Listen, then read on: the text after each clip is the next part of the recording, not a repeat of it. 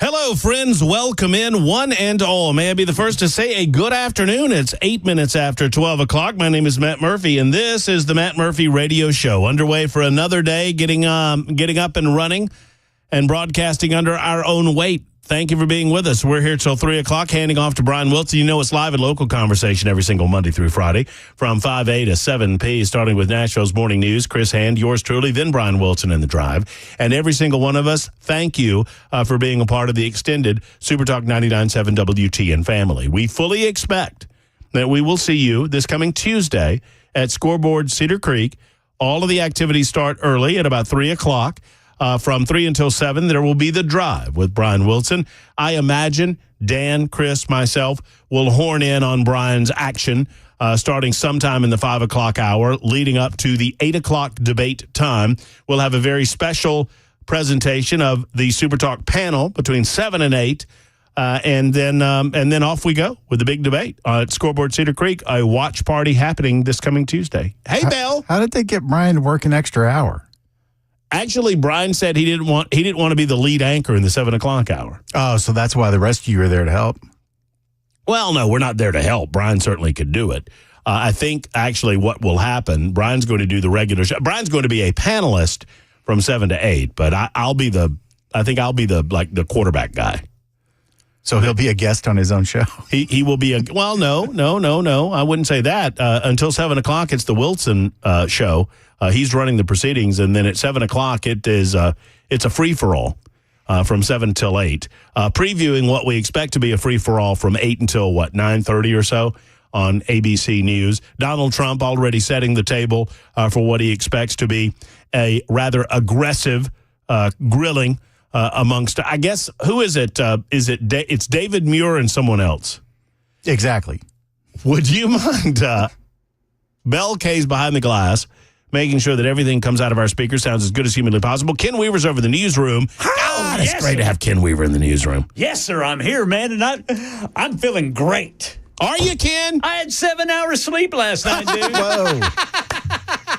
Man, he's just 2 days in, and he's already spoiled. Doesn't know what to do with himself. I tell you, man, I feel so good. Whenever I go on my morning walk, I don't even stop dancing in front of people's Ring doorbell cameras. I'm telling you. I just keep doing it. I'm telling you, people don't realize what life is like going through it perpetually tired until you have to get up at 2 o'clock in the morning every day to go to work. Right. And you're just perpetually tired. Tell him what you told me this morning. Yeah, I told my wife last night, I said, you know what? I don't know how many years I might have shaved off my life doing morning radio. I might as well have just kept smoking.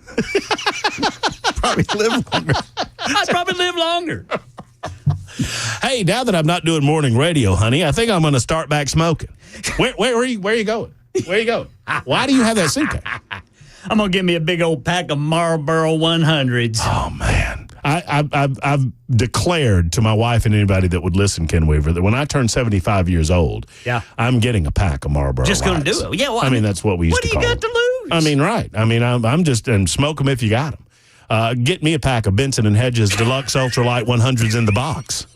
And that's actually a very effective way to get people to leave you alone. Benson & Hedges. Man, look, I had a buddy whose mama, I'm not making this up, and kids, don't do this at home. I had a buddy whose mama smoked Benson & Hedges Deluxe Ultralight 100s in the box. And so Ken Weaver. Oh, and make no mistake, in the box is a very important thing. So Ken Weaver, that was Steve Cheeley, whose mama, Miss Eva, smoked Benson & Hedges Deluxe Ultralight 100s in the box. Yes, so sir. Ken, guess what Steve Cheeley and I smoked?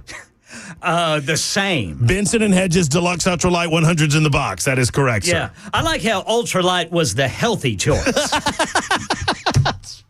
I remember kids back in the day, they used to call cigarettes light. Yeah. And even ultra lights. That's right. Uh-huh. Yeah, that's actually what I smoked. I smoked Marlboro Ultralights. I tell you what. Yeah. Mm-hmm. In my smoking days, I decided to go light one time, and I figured out I was smoking 2 packs a day rather than one.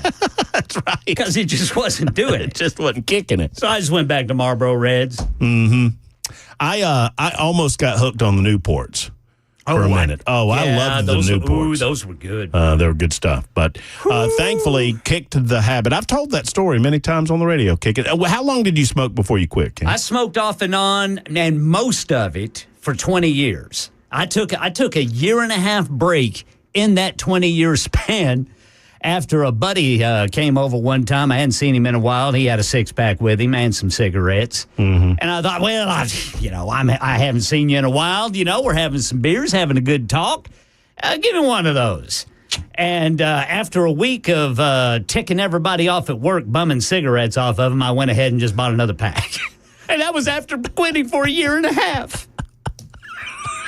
Well, that's what has kept me I don't even think about it anymore. It's been 18 and a half years. I started smoking when I was 15. I quit when I was 32. I have documented, Bell, have I told the story on the radio about the $1,000? Yes. I've documented that story on the radio, that I quit for $1,000 and won that $1,000 after having quit for a year. But what stops me from ever considering a cigarette is because if I smoke one, I'll be a smoker again. And I know that. You know what I mean? Yeah. I mean, if I smoke one cigarette, not only am I a smoker in that moment, but I know my addictive personality will lead me to another and another. Yep. And another. Yep. And another. It's almost like they're addictive. Yeah. If I didn't know any better. Right.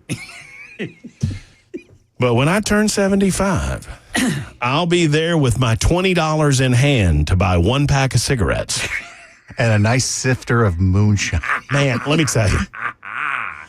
If I smell them sometimes when they're lit and they smell really good. Yeah, they do. And then I go to the convenience store and I look how much they cost. And I'm like, whoa, I got out quick. I got out good. I got out when they were like $3.50 a pack.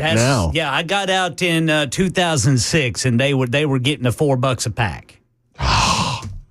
And now it's like they're $9. Yeah, they're like $9 a pack. Well, unless you're in New York and then they're almost 20. Yeah. Oh, yeah, that's true. Yeah. How's that working for them? Black market cigarettes? Yeah. That's a nice deal going on. Well, look, we appreciate everybody being here. Ken Weaver's in the newsroom. He's gathering headlines as we speak. We got a fun-filled Friday for you. Jay St. Clair and Fry J will be in progress at about 1 o'clock this afternoon. It's our weekly visit with our good friend, legal correspondent, life consultant, and gambling buddy, Jay St. Clair. He'll be here in the 1 o'clock hour. Your calls all day long. First Amendment Freestyle Friday in progress. As a matter of fact, a call coming in right now, Bell, that you're not answering. Oh, that's because I was going to tell you her name is Lindsay Davis, who is co-moderating the debate. Oh, a Lindsay. Yeah. Oh, well, in that case, my goodness. Linsey. I mean, Lindsay's a straight shooter, right? Lindsay's going to play fair by the rules. David Muir and Lindsay Davis, I mean, come on. I mean, everybody knows Lindsay. I could not pick her out of a lineup. I mean, let me see if I know. She anchors the weekends. Hold on, let me see if I can. They have to diversify. Lindsay, did you say A-Y, Bill? No, Linsey Davis. Davis, okay. See if I know who this person is. Lindsay Davis. I don't think I got the right. Novelist Lindsay Davis, an English historical novelist? No? Wait, Linsey, no D? Correct. Okay. Oh, I know her. Oh, yeah. Okay, I know her. All right. Very good. Very well. Liberal. And she will ask liberal-based questions, although Trump is trying to reset this, and I love it. And we're going to talk about this in the first hour, how he is masterfully resetting kind of the tone, the tenor, and the expectations of the debate. And he did this prior to the last debate to a lot of effectiveness. So I'm going to get into that in just a moment. Before I get away from it, though, I want to remind you that today is Locks for Trump Day 188. Many of you have seen my locks today as I was out and about earlier this morning. More on that in just a moment. It is Friday, September 6, 2024. It is episode 646 of our proceedings. We're on 99.7 FM. Of course, many of you listening on the radio dial from northern Kentucky to southern Alabama. Strike that, reverse it. From southern Kentucky to northern Alabama and all points in between.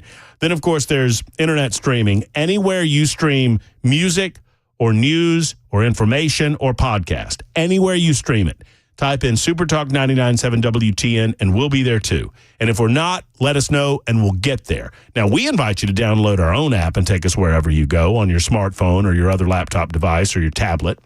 And then there's Supertalk TV, YouTube, Facebook, Twitter, Twitch. For you masochists in the listening audience, if you want to watch the proceedings, you can do so on any of those platforms.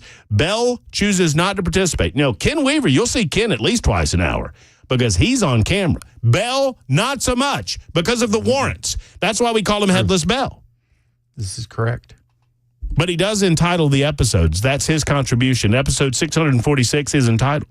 Supertalk 99.7 presents the new CEO of Tenet Media and its primary propagandist, That's not true. Matt Murphy. Don't start that. People will take that and they'll run with it, and then off we go. Well, just split the checks with me and I'll be quiet. Are they hiring? Probably. I mean, what would I have to say? I don't think much different than what you already say. It's just the way, I think it's just a matter of how it gets couched. And I mean, I might as well get paid for my positions on the issues. Well, wait a minute. I think you do, actually. I mean, I do get paid by Cumulus, but I feel like, if the Russians want to chip in a couple of bucks. That's somebody was ragging on me on Twitter the other night saying I needed to get paid by Act Blue. And I said, well, if they would like to send me a check for all the times I've defecated on their favorite party, they're more than welcome to. Well, I mean, sure. I mean, if you feel like we're helping the cause, send us a couple of dollars. And kids, if you're currently listening, just go into your parents' wallets and get out the green stuff and bring it on over. 10 Music Circle East. I mean, we don't mind. We'll take it. Remember when Soupy Sales did that? Got into a lot of trouble. Do you know that story? Yes, I've heard that story. It's pretty funny. It is pretty funny. For those younger listeners in the audience, Soupy Sales had a show on television. It was a children's show. And one Saturday morning, he told all the kids, if your parents are still in bed, go to their wallets and take out the green pieces of paper and send those pieces of paper to Soupy. And he gave them their address. And people got mad because kids actually tried to do it. Anyway, let me tell you where I was today and thank Tommy and the rest of the crew at Volunteer Outfitters. What a great business. What a great organization. I mean, what a great group of people. So Tommy and his son, TJ, wanted to start something together.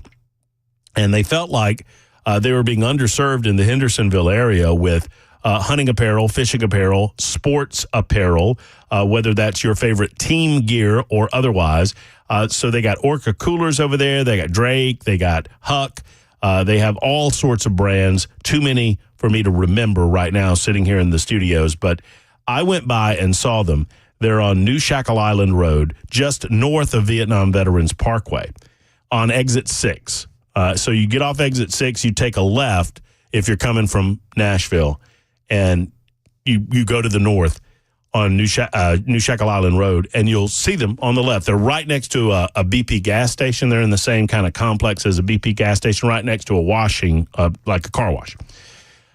You walk in, you wouldn't believe it. I mean, Tommy has done all of this himself. He did the floors, he did the walls, he did the entire decorating. It's a beautiful area. It's a beautiful store, and they got great value, great prices, great stuff. They're giving away Orca coolers. I think they're giving away 2 Orca coolers, a shirt by Drake, and a couple of other items at 5 o'clock today. And I do not believe you have to be present to win. I don't think that's the case.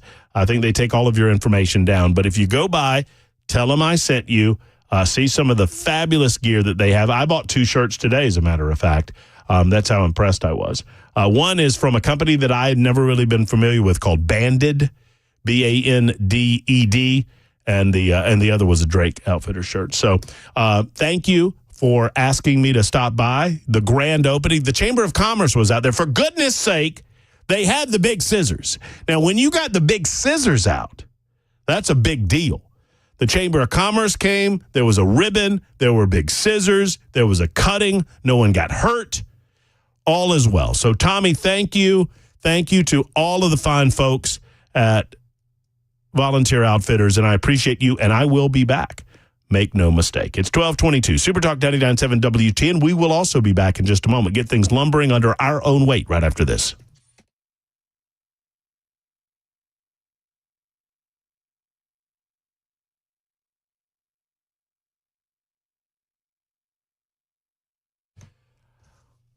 Well, I mean, we've been saying that there ain't no party like a Glock store party, and it is true. And I want you to know that if you are thinking about a gathering of people, maybe a birthday or an anniversary, have you thought about the Glock store? Probably not. You probably don't put those two together automatically. But let me tell you, the Glock store is a great place to have a party because you can get some shooting in. You can go downrange with a little lead. You can do it in your own private room with your own private instructor with your group of folks. You also have a Well, let me help you understand. So you've got the shooting room there, but just right off the shooting room is a beautiful VIP room with couches and, a seating area, a kitchenette, so you can bring in food. All of it right there at the Glock store. So you socialize, you have a good time, and then in the meantime, your instructor has some fun shooting activities for you as well. It all happens at the Glock store. So why not go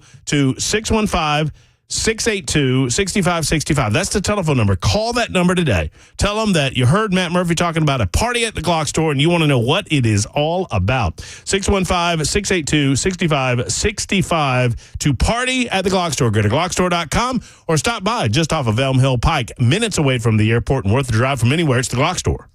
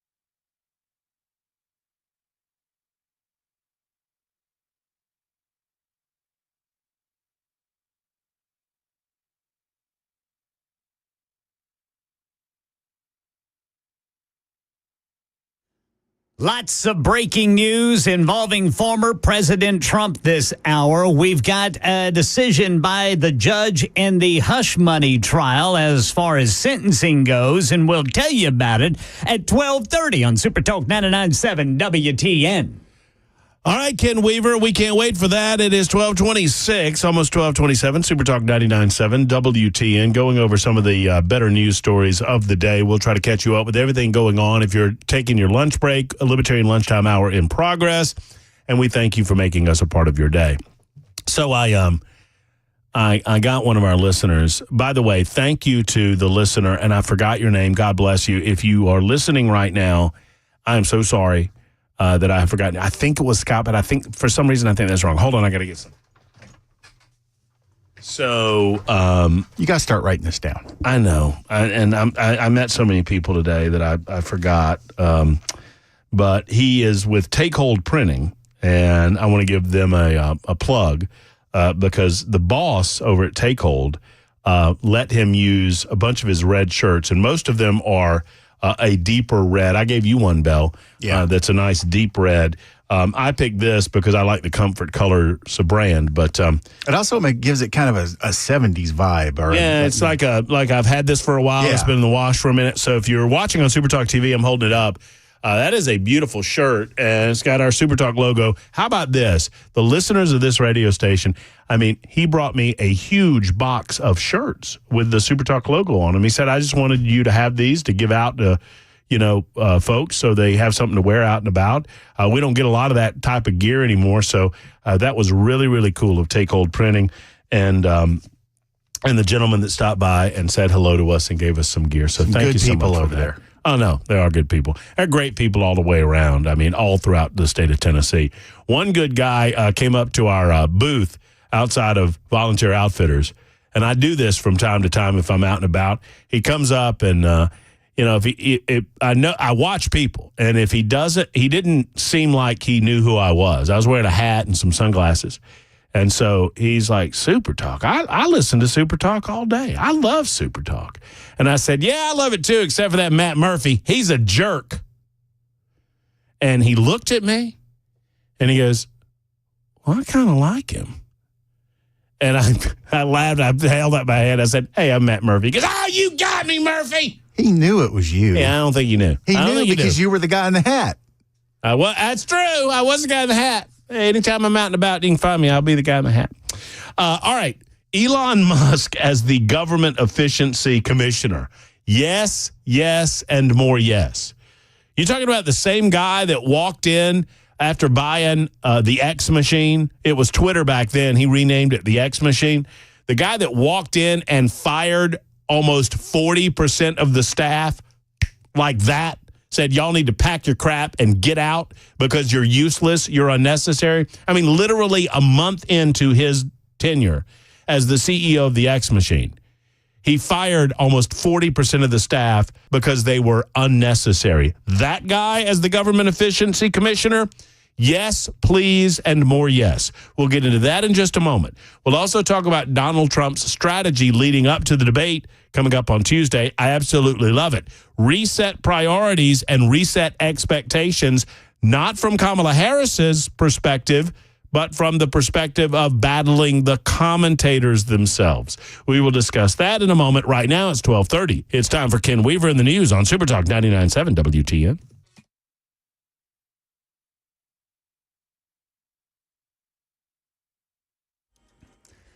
I'm Ken Weaver with your top stories. And if you haven't heard, big reminder for drivers this weekend, the East Loop westbound downtown is going to be closed all weekend long. Starting tonight at 8 o'clock, this is for resurfacing work, so take the West Loop to get around it starting tonight at 8 o'clock. Full forecast in 5 minutes. Breaking news out of New York. The judge in the Trump hush money trial delaying sentencing until after the November presidential election. Judge Juan Merchan delayed sentencing until after the election, quote, to avoid the appearance, however unwarranted, that the proceeding has been affected by or seeks to affect the approaching presidential election in which the defendant is a candidate, end quote.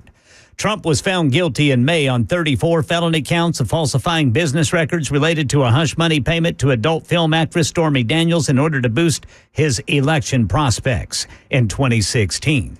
Elsewhere in New York today, Stephen Portnoy with what came of former President Trump's effort to overturn the defamation verdict in the E. Jean Carroll claim that she was sexually assaulted.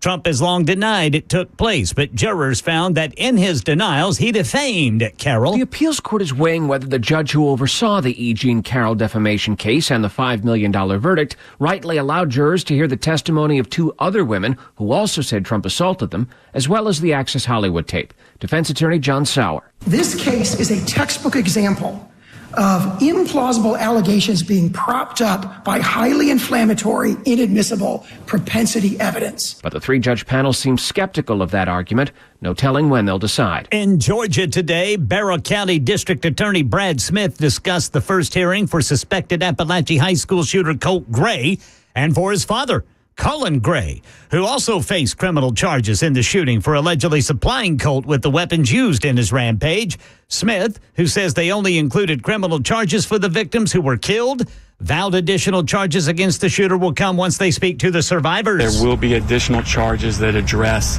the other victims in the case. Cullen Gray allegedly gave his son access to an assault-style weapon as a Christmas gift, and that's the latest news. Weather's next. I'm Ken Weaver, WTN News.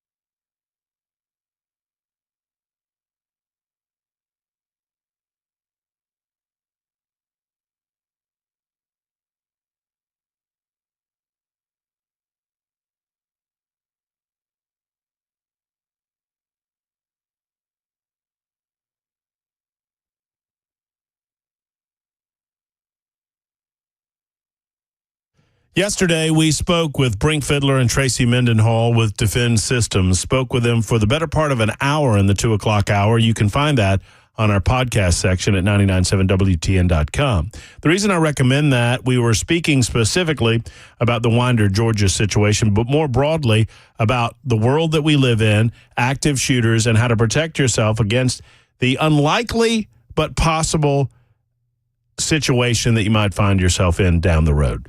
Active shooter and physical security expertise lies with Defend Systems.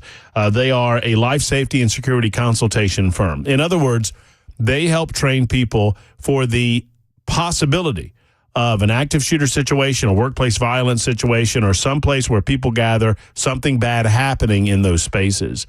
They help prepare you. They're not there to scare you. They don't want you to believe that it could happen at any second because these things are exceedingly rare, even as we see them in the news.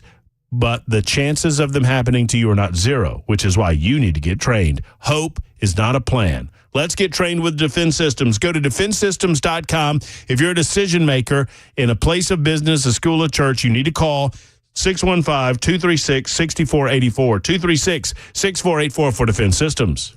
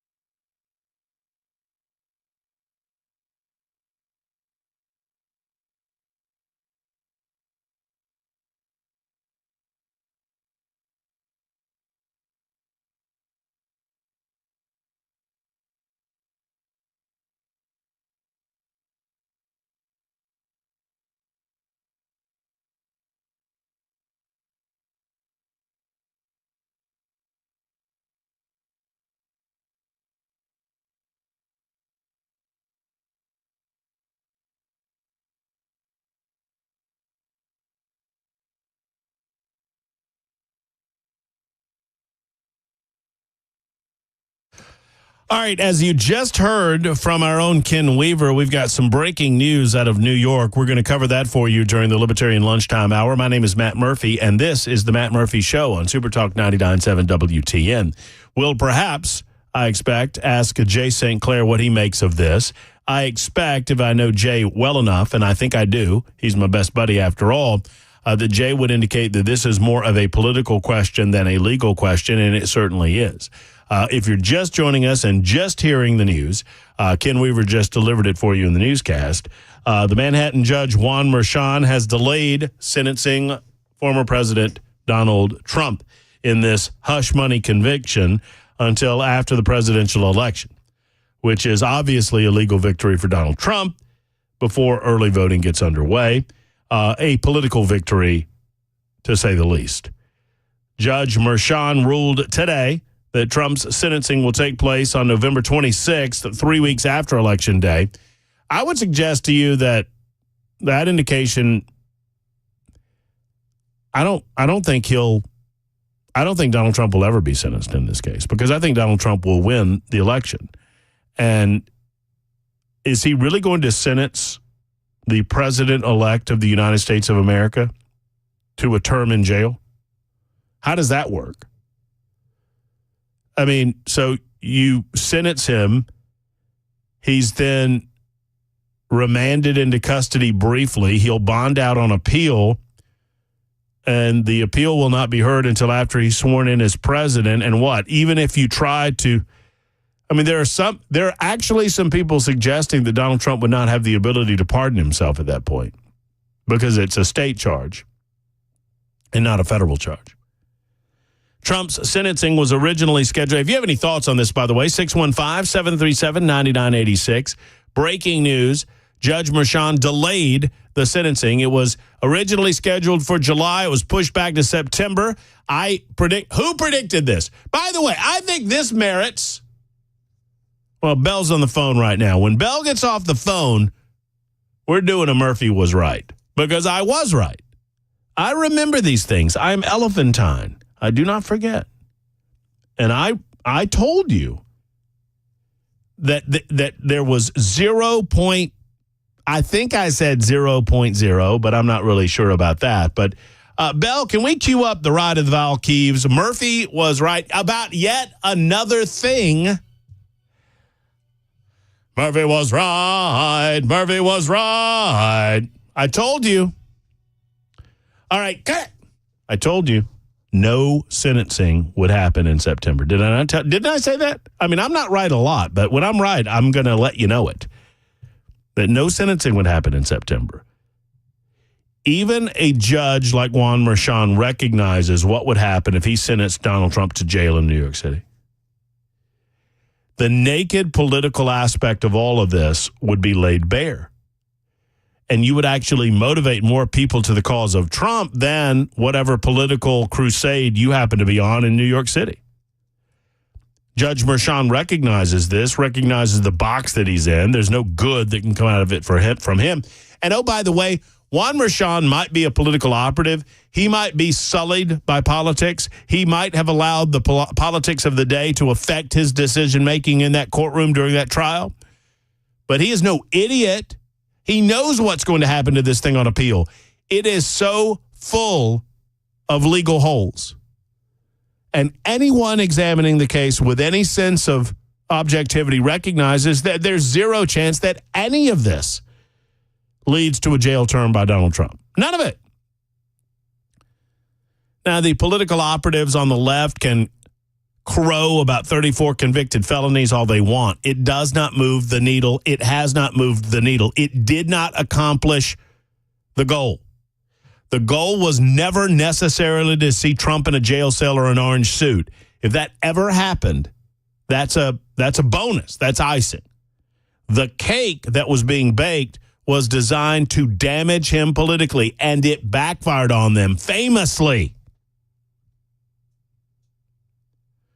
Trump's sentencing was originally scheduled to take place, as I mentioned, in July. Ahead of the Republican National Convention, they pushed it off there back to September 18th. Following the Supreme Court's presidential immunity ruling, the Supreme Court granted a certain level of immunity for Donald Trump and other official actors engaged in official acts and proceedings, which added another layer of, quote, complication to the ongoing criminal proceeding. For those who did not follow the case closely, some of the evidence that Bragg used in court, which Trump's defense team told him not to use, the defense team said, you do this and it's going to kill your case. Whatever case you think you're having here, you introduce this evidence and the entire case is sullied as a result because this is inadmissible in court. Trump's defense team vehemently argued against allowing the prosecution to use some of these official presidential actions as evidence against Donald Trump, but they did it anyway. And Juan Merchan allowed them to do it anyway, which makes the entire case, in my opinion, null and void moving forward. You have to retry the case. You can't extract that information or extract that testimony after a jury has made a decision. The jury should have never heard that testimony. So where does that leave the case? Are y'all following this? I mean, I've watched enough Law and Order to know that once the tree is poisoned, whatever fruit you pull from the tree is equally poisoned. The jury was never supposed to hear certain testimony that they heard in that trial. And Trump's defense team told the judge so, and the judge allowed it to happen anyway. And now all of this, they're getting their comeuppance. The fruit of the poison tree has been bitten by the prosecution themselves. The entire case has to be reheard. All of it. And it will never be reheard because Donald Trump will be president of the United States. Therefore, your entire purpose for bringing the case. Friends, you don't have to be a buddy of Trump's. You don't have to like Trump to use the brain that God gave you. Why were they doing all of this? Why was Democrats don't give a damn about law and order? Y'all, come on, people. Why were they doing this? The same political party that allows rapists and murderers back on the street. The same political party that refuses bail opportunities for violent criminals. They just allow them to walk bailless walking on the streets of New York City and California and other places. The same political party that doesn't believe in the rule of law when it comes to the southern border at all. The same political party that doesn't believe in the rule of law when it comes to voting. The same political party that doesn't believe in the rule of law when it comes to voting rules. And on it goes. This is not the party of law and order. This is the party of mob rule. So don't come at me telling me that they're bringing these cases against Donald Trump because they believe in the sanctity of the law or sanctity of law and order. These are the same folks that told us that Hunter Biden didn't do anything wrong. These are the same people that consistently tell us that Joe Biden had nothing to do with his son's business dealings. I can't even get it out without laughing. Now suddenly they care enough about the rule of law that they're bringing all of these cases. Oh, guys, this isn't about Donald Trump and running for president. This is about saving democracy. You think we're stupid? You think we're stupid? Stop treating me like I'm stupid. It's insulting. Every case brought against Donald Trump in every courtroom was brought for the same reason: to ensure that Donald Trump would never be president of the United States again. Originally, the design was to prevent him from actually running. The belief that the very nature of the charge would be serious enough. You know, the late, great Rush Limbaugh taught me this years and years ago. This is the way that Democrats operate. They don't care about the veracity of the moment. They don't care whether or not something is true.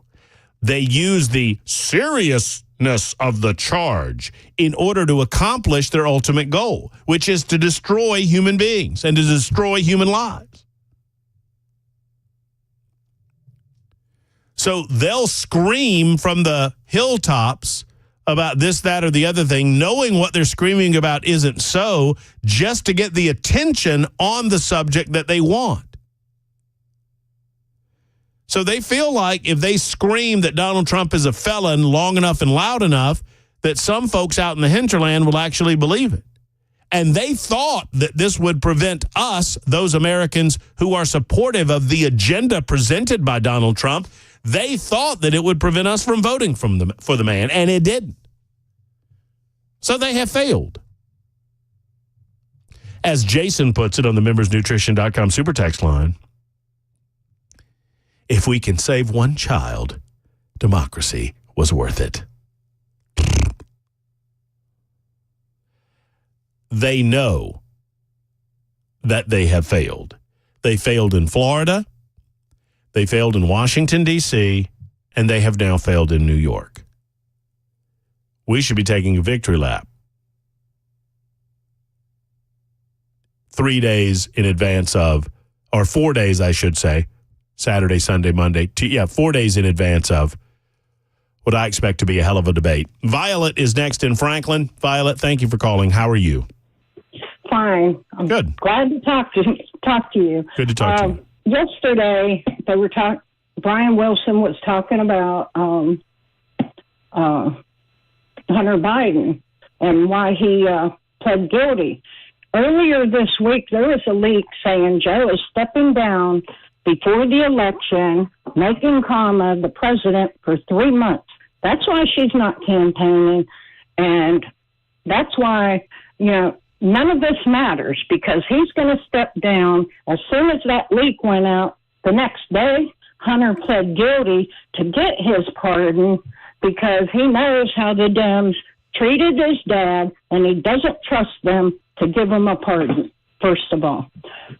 That's why that happened. What, Miss Violet, what, let me ask you this. What evidence have you seen to indicate that Joe Biden's going to step down? Because I haven't seen that. It was either on the Gateway Pundit or Breitbart, because I only look at conservative websites. And there's also Tennessee Conservative News.com website. What do you think? Because Kamala, and I just want to work this out with you, and let's talk about this, because let's think about it. Kamala Harris wants to reap the benefits of associating herself with Joe Biden for good stuff, and she wants to separate herself from Joe Biden for all of the bad stuff, right? So she doesn't want to take responsibility for, you see the job numbers today. They're just awful. The worst in 15 years in terms of layoffs. Hirings are down, and inflation up, and all of those things. So if she, and I just want to ask you this, and I don't know what's going to happen, but if he steps down and she becomes president, she takes ownership of the last 4 years, doesn't she? Yeah, but she also sits in the Oval Office for the next 3 months and can write any kind of executive orders she wants. Well, but if she takes, I feel like if she takes ownership, she's trying to claim that she didn't have anything to do with the border. She's trying to claim that she didn't really have anything to do with Afghanistan. She's all of these things that she claimed she was in the room for, she's now running away from. And I don't think it's a smart political, and maybe I'm giving them too much credit, Miss Violet, but I don't smart. I don't think it's a smart political play for her to become president for 3 months for no reason other than to take ownership of the last 4 years and maybe to pass a few executive orders, something that probably Joe Biden could do easier. I understand the thought process. I feel like it's probably going to play out a little bit differently. That's just my thoughts on it. I don't. I mean, they have no other choice after they saw who her running mate is, and now he's subpoenaed for his Chinese ties. They know it's bad, bad, bad, and they're going to throw Biden under the bus again, and Hunter knows it. And he wants that pardon. What I believe will happen, because I don't think that, and thank you for the call, Miss Violet, and thank you for the info, and I do appreciate it, and I hope you call again, and have a great weekend.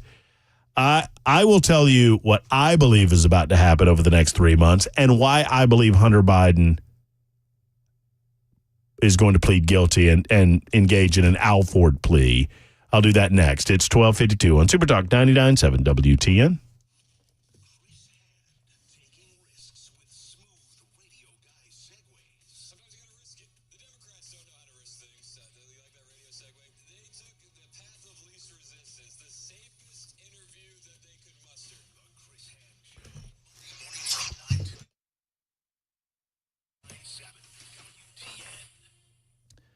Hello, friends. Matt Murphy for Men of Valor. Now, there's a big event coming up with Men of Valor involving Tim Tebow on October 1st. And find out more at a website I'm about to give you online at men-of-valor.org. I'll give you that website once again before we stop our conversation about Men of Valor. What a great organization.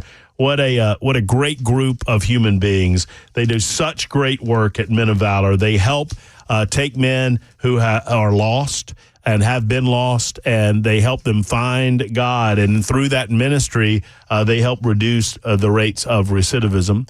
Maybe you don't know this, but it is true that over 90% of the men who go to prison will eventually be let out of prison. What type of man do you want to be let back into our community? Sadly, about half of those return within 3 years unless they are disciplined, unless they are given hope, unless they are given a future. It's why Men of Valor has less than 10% of their graduates return to prison.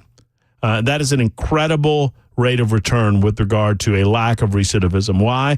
Because of the power of God and because of the power of his people. I believe in Men of Valor. They do such great work in our prison system through their ministry. And I encourage you to go over to men-of-valor.org.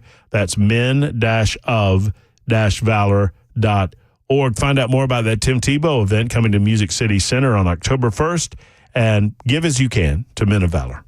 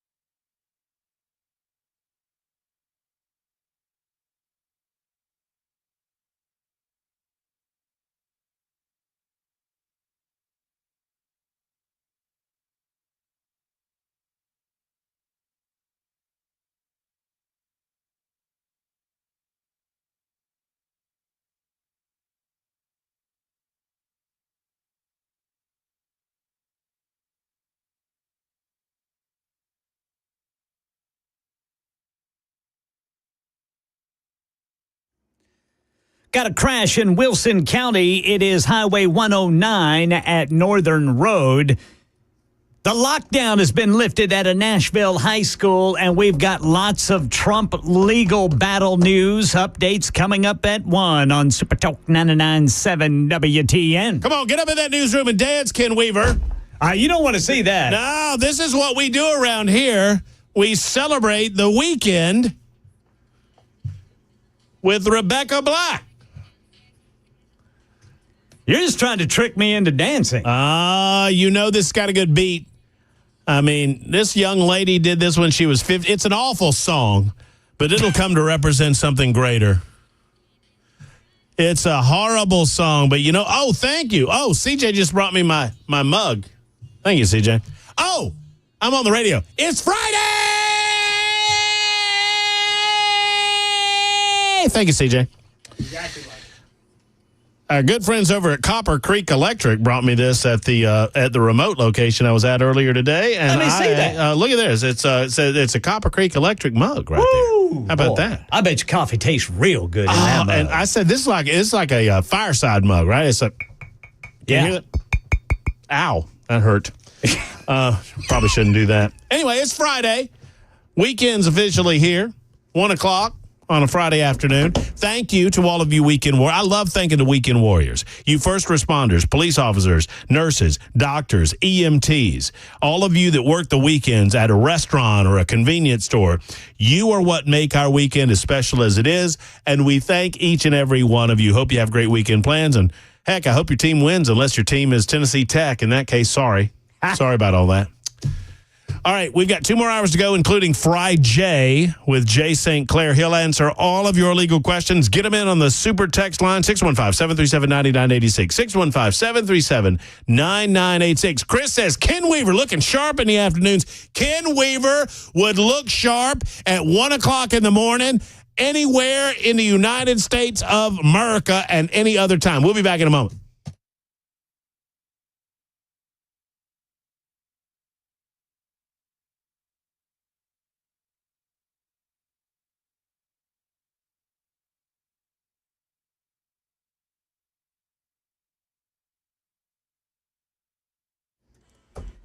One o'clock on the dot. I'm Ken Weaver with your top stories, and already we've got some traffic problems this afternoon. Got a brand new one in Williamson County. It's the left 2 lanes blocked of 840 eastbound right there at I-65. You got a rolling roadblock. Still fixing potholes this long after winter. And then in Wilson County, you got a crash. Highway 109 at Northern Road there in Lebanon. The New York judge overseeing Donald Trump's hush money case has decided to press the pause button until after the election. Judge Juan Merchan says putting off further proceedings in the hush money case, quote, should dispel any suggestion that he's giving any candidate an advantage. Merchan now says he'll decide questions about presidential immunity a week after Election Day. And if he doesn't dismiss the case then, he'll sentence Trump on the 34 felony counts on November 26th, the 2 days before Thanksgiving.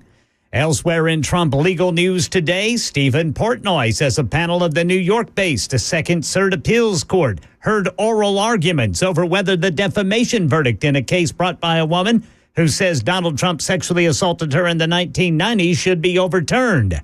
Jurors found that in his repeated denials, Trump defamed writer E. Jean Carroll. Trump's attorney argued the judge who oversaw the E. Jean Carroll defamation case wrongly allowed jurors to hear the Access Hollywood tape and claims from 2 other women that Trump also assaulted them. But the appellate judges seemed skeptical of Trump's argument. After the hearing at Trump Tower, the former president told reporters, she made up a story and fabricated 100%. Statements like that have already resulted in a $5 million verdict against Trump. And Carroll's attorney now tells ABC News all options are on the table. Right now in Nashville, the lockdown at Hillsborough High School has been lifted. Metro Police were called to investigate a student who brought a weapon to campus. Police took the weapon. They say the student is in custody. They see no indication the student intended to hurt anyone. All the students and staff were safe during the lockdown, which was done out of an abundance of caution during the investigation, say Metro Police. And in Georgia today, Barrow County District Attorney Brad Smith says he's in the process of interviewing all of the survivors of Wednesday's deadly shooting at Appalachia High School. There will be additional charges that address the other victims in the case. The father of the 14-year-old accused of killing and injuring teachers and students is also charged. Colin Gray, accused of supplying Colt Gray with the weapons used in his rampage. Smith acknowledged the historic charges against Colin. My understanding is this is the second time in the United States and the first time in Georgia. Colin Gray allegedly gave his son access to an assault-style weapon as a Christmas gift. That's the latest news. Weather is next. I'm Ken Weaver, WTN News.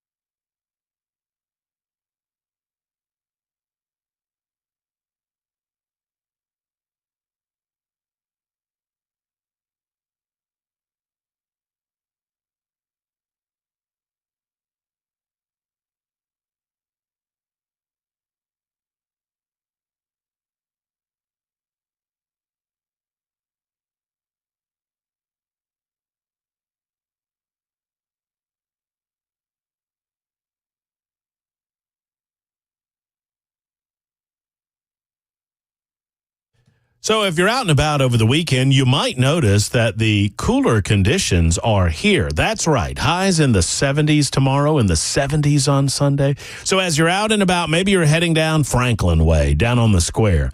And if you're near the square, you probably see Savory Spice over there. You need to go by and walk in because you'll smell the smell. That's right. The smell of all things spices, all things deliciousness on your table this fall. And yes, you will smell the grilling smells from grilling outside at the tailgate this football season, or you might even smell, dare I say it, I don't know, Holly, David, I apologize for going ahead and saying it, but I'm going to go ahead and say it. Pumpkin spice. Dun, dun, dun. That's right. Pumpkin spice season. It's here, folks. I mean, I can't do anything about it. It's September. So if you're looking for pumpkin spice, which is not pumpkin, it's pumpkin spice. It's the stuff that goes with pumpkin to make deliciousness like pumpkin pies. They've got it at Savory Spice. They've got all kind of pumpkin spice going on, all kind of spices, all things savory as well. 2 locations to serve you. One's in Franklin off the square. The other, L&L Market in Nashville. Tell them Matt Murphy sent you to the one and only Savory Spice.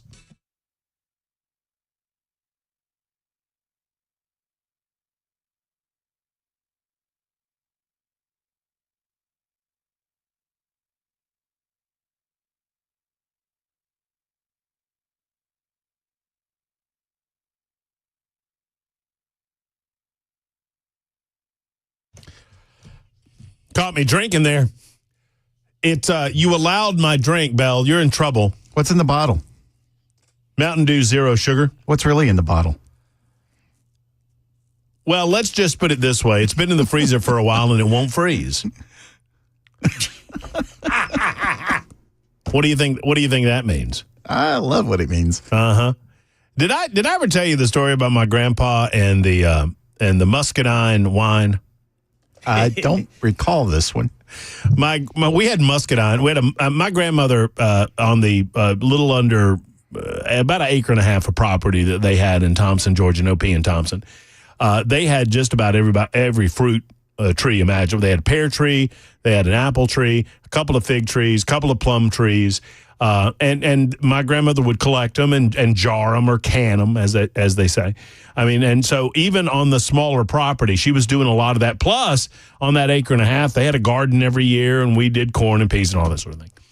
So we also had a muscadine vine. I loved figs, loved plums, loved them still, loved apples, loved pears, loved all of that stuff. Hated Muscadines. I don't even know what that is. I've never heard that word before. It's like a grape. Okay. It's similar in nature to a grape, but it has more of I would say more of a bitterness to it. Right. Ken Weaver, have you ever had any muscadines? I never have. Well, there's something else, boy. I didn't like them on the vine, but I went to college and I started coming home and regaling my grandpa of stories about me in college. Yeah. And about, drinking. And Pa, I think, got a kick out of it because he would reminisce about his days back in the day, howling at the moon. And so he got a burr in his saddle that he was going to make myself and my buddies in college muscadine wine. And he told me about it. He said, I'm making you something special. I'm making you some muscadine wine. I was like, oh, no, I'm muscadines. But he got a big 5-gallon jar, a glass jar, and put the muscadines in there and added whatever you need to add to get it to ferment and to do what it's supposed to do. And so when the time came, I come home one weekend, and he's got it all ready. He goes, ooh, boy, you're going to love this stuff. Was he aware you were not exactly looking forward to this concoction? No, I didn't tell him. I wouldn't have told him all that. But it turned out to be quite something. So I took this big, I strapped it into the passenger seat of my car. I put the seatbelt on it, this big 5. Because we don't want our drink driving. It was a big, one of those big, huge glass jars like used to be used at a big water cooler, public water cooler. And I had a big cork. He had put a cork on the top of it. There's my muscadine wine. And I take it back to college. And look, I might hate muscadines, but I'm not giving up free wine. I'm a poor college student. I'm going to drink it. Yes, sir. And we got some of my theater folk together, and we drank that wine, and it knocked us on our butts. I bet. Bad. And so I call my grandpa, and he says, you have any of that muscadine wine, boy? And I said, yes, sir. And it was stout. And he's laughing. He thinks it's a hoot. He goes, yeah, that stuff will get to you. And so about 2 weeks later, I'm home, and he's still laughing about it. And he's like, y'all didn't finish all that in one night. I was like, no, we couldn't. We couldn't finish. What do you think the proof on it was? Well, hold on. He said, I got to be honest with you. He said, I did everything I could to it, and I tried it, and I didn't feel like it had enough kick in it. So I went and got 3 quarts of moonshine, and he put 3 quarts of moonshine in with it and mixed that. Well, no wonder. I will go to my own grave regretting that I never got to meet him. I would give everything in my world to see his face one more time when he looked at me and said, I bet it knocked you on your ass, didn't it? It's like, yes, sir, it sure did. I can see him tasting it. I was thinking, I better put this in it. he said that wasn't strong enough. I went out and got 3 quarts of moonshine, put that in there. That'd give it a kick. Oh, boy, oh, boy. All right, let's do it. It's 1:11. Supertalk 99.7 WTN on. Oh, look at here. It's Friday, which means it's Friday.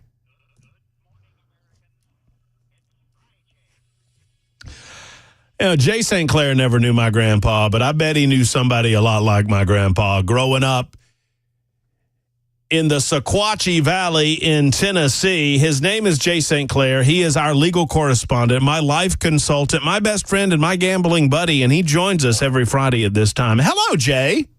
Hey, buddy. How are you? I thought you might ask me that, man. Mm-hmm.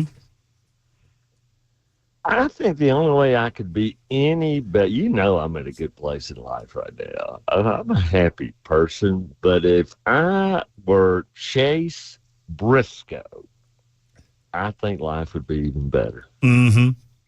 He won that race last weekend, didn't he? Yeah. Do you know his whole story? Well, he got in the playoffs for Stewart House Racing. Which is going to disband after this season. Right. At the end of the season. And so all that's good enough, but his personal story is just tremendous. They had a hard time because they're young, they're in the 20s. And his wife miscarried, I think, twice. And they chose to share it publicly, man. And it was just heartbreaking. It was heartbreaking. and they're very religious people, and they, it's that thing we don't have talked about. Why did the spectators die up there? With the Trump shooting. Why do bad things happen to good people? Right. And we don't know. Right. So anyway, they ended up having a baby, and it's just so great. And now she's pregnant with twins. Oh, wow. Yeah, so it's just the greatest feel-good story you can imagine. Well, I didn't know that aspect of his story. That's pretty cool. I saw after the race, he was choking up a little bit about winning one in the 14 car, because I think Tony Stewart was his hero. Absolutely. And he knows that he's going to have to move on after this season. So the fact that he's in the playoffs is pretty cool, and that adds even a more special layer to it. That story you just tell. This great video, but she's like, I don't know, 6 or 7 months pregnant with twins. There's this great video of her trying to get over pit walls. Yeah, you can imagine. And she finally gets some help, and she gets there. And it's the last race she's going to go to, until she delivers. So, it was just all meant to be. Well, Jay, it's good to have you with us. You know how much I enjoy these Fridays together, and the listening audience loves them too.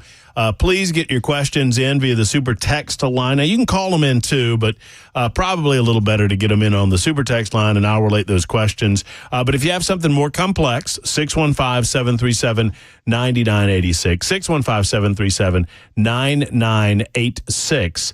We'd love to hear from you. The first one that came in as I was saying that was 9317. I have to make an official announcement. Jay, I'm going to do it with you here.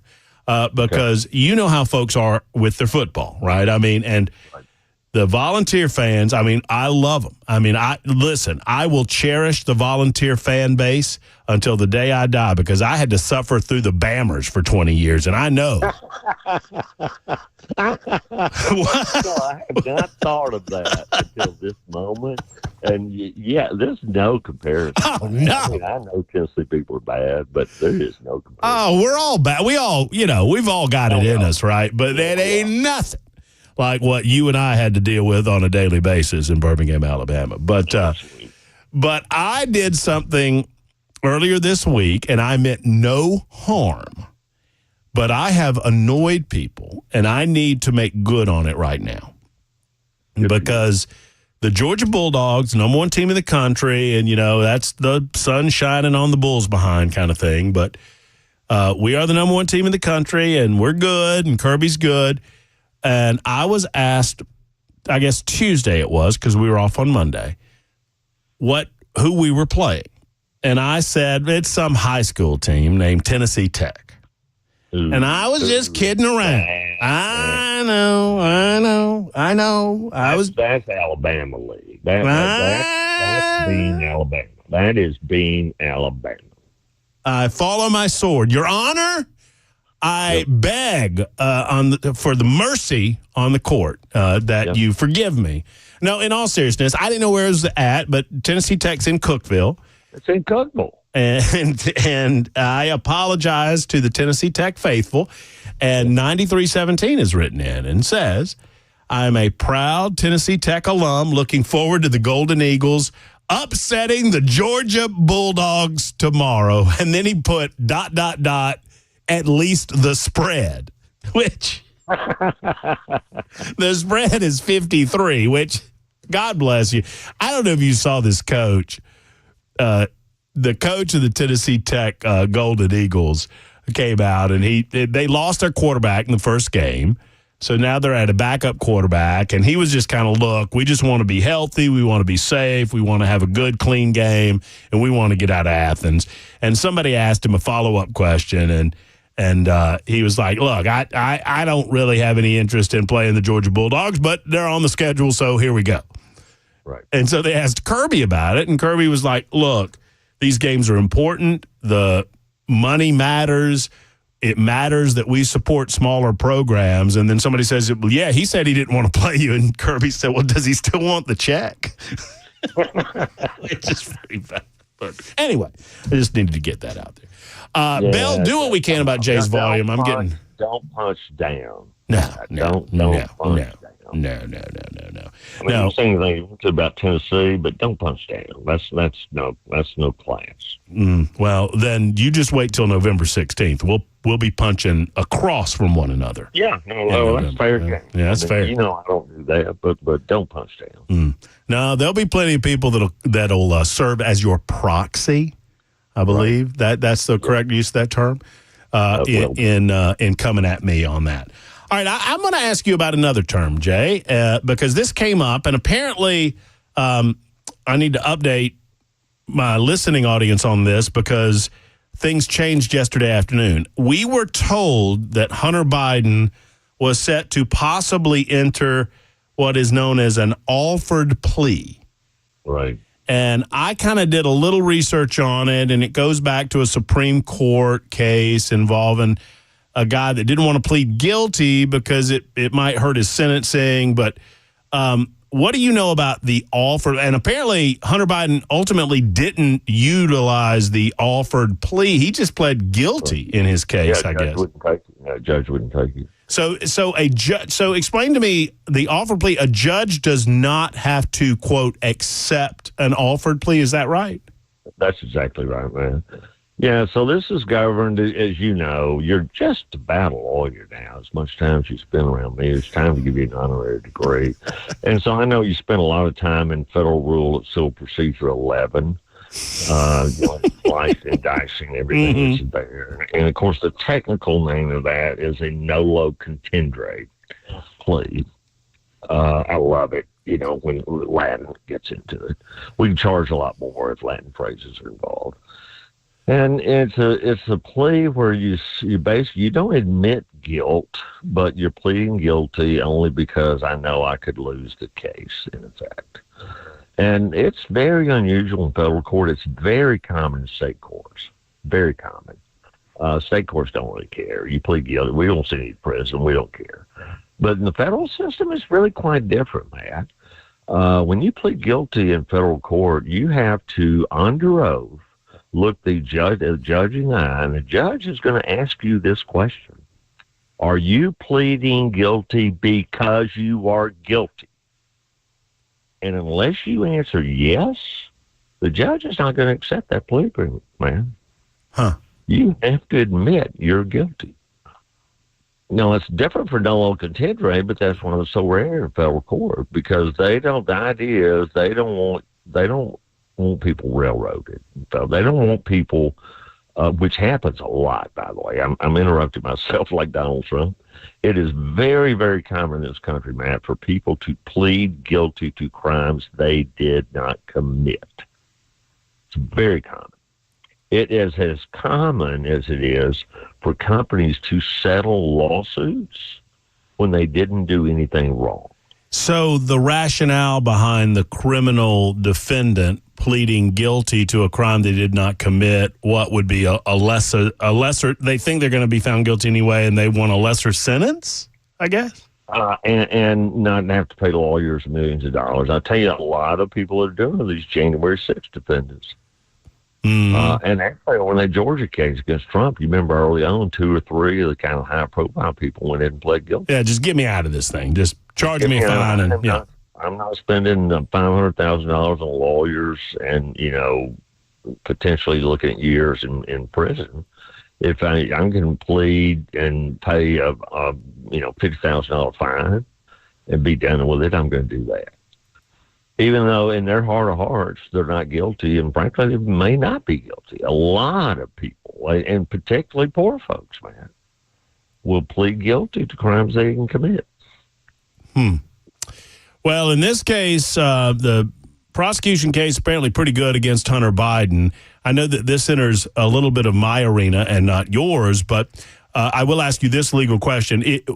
Would you venture a guess if someone pleads guilty like this, sentencing is going to be probably closer to 2025 than anything, right? I mean, it's not going to be any time in the next several weeks or even months, is it? No, well, it won't be weeks. Could be months. In federal court, there's a pre-sentencing report done. The probation office does it. It's a pretty involved process. Let's see, we're in September now. Well, it probably won't happen before the election. Although I guess at this point the Biden people are kind of, doesn't really matter on the election. But yeah, if I had to guess, Matt, it could come as early as November or December. It will not happen this month or next month. Well, here's the deal, and this is what I think about it, is that if you believe like I do, that because Joe Biden is not running for president of the United States, that he will feel after the election unencumbered regarding pardons. Right. So you avoid. So it really is. I mean, it's you have to give him credit for the strategy here. If you believe that Joe Biden is willing to pardon his son after the election, right? Regardless of what happens, it really doesn't matter, right? So I mean, that's the political. Politically. So then you avoid dragging this through a court over the month of September or October. Right. And you don't have to worry about a sentencing until after the election, and then before the sentencing, you just throw a pardon out there, and then you're done. Yeah, well, that's I'm not as devious thinking as some are. But I hadn't given it as much thought as you have. But that absolutely could be the way this plays out, and he would not have to wait for him to be sentenced to do that. If he's going to pardon him, my guess is it'll be the final week before the last week of his term. They issued, but that's when a lot of the pardons get issued. Have we ever talked about Ray Blanton? The former governor of Tennessee. I don't think so. Well, I'm not going to take up time now, but at some point we need to talk. He was about indicted. him. He was governor when I was clerking at the Tennessee General Assembly. And he was selling pardons on his, and he was a lame duck governor, and he was just outright selling pardons. It was amazing. Wow! So much so that they rushed in swearing in. I think the guy replaced him with Moore Alexander. I used to park behind the Supreme Court when I was working there. And they brought Lamar over there and swore him in hastily to get Blanton out so he couldn't keep selling pardons. and the guy wrote a song about it to the tune of the Chattanooga Choo Choo. Uh-huh. Pardon me, Ray. Are you the cat that frees the conflicts? Nashville, they're going to write a song about it. Pardon me, Ray. Are you the cat that frees the convicts? Yeah, you'll have to look it up right there. I'm going to look it up. And Jay, hold on, because we'll get back to you in a moment. Jay St. Clair is with us for the better part of the hour. It is Fried Jay on Supertalk 99.7 WT, and back after this.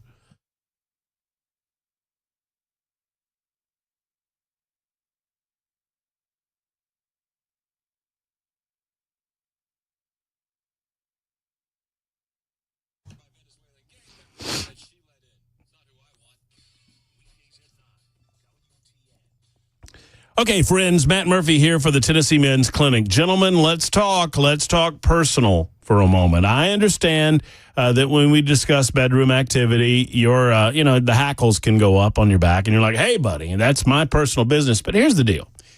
If you've noticed any diminishment, if you've noticed any lack of desire, if you've noticed any lack of ability, folks, you don't have to deal with this. Men, you don't have to deal with this. Half the gentlemen listening to me right now are going to experience some form of this in their lives. And there are solutions available to you, many different types of solutions available to you at the Tennessee Men's Clinic. And all it takes is a visit. First, they're going to figure out what's going on. Maybe you've lost energy because of lack of sleep. Maybe there's something else going on in your life. Maybe it's low T levels. Whatever it might be, the Tennessee Men's Clinic will get to the bottom of it, and then they will give you a diagnosis and a plan of action that is guaranteed to succeed. Guaranteed to succeed. Men, don't put up with middle-aged lack of energy, motivation, or drive. Let's get to it. TennesseeMen'sClinic.com or 208-9090. That's 615-208-9090 for the Tennessee Men's Clinic.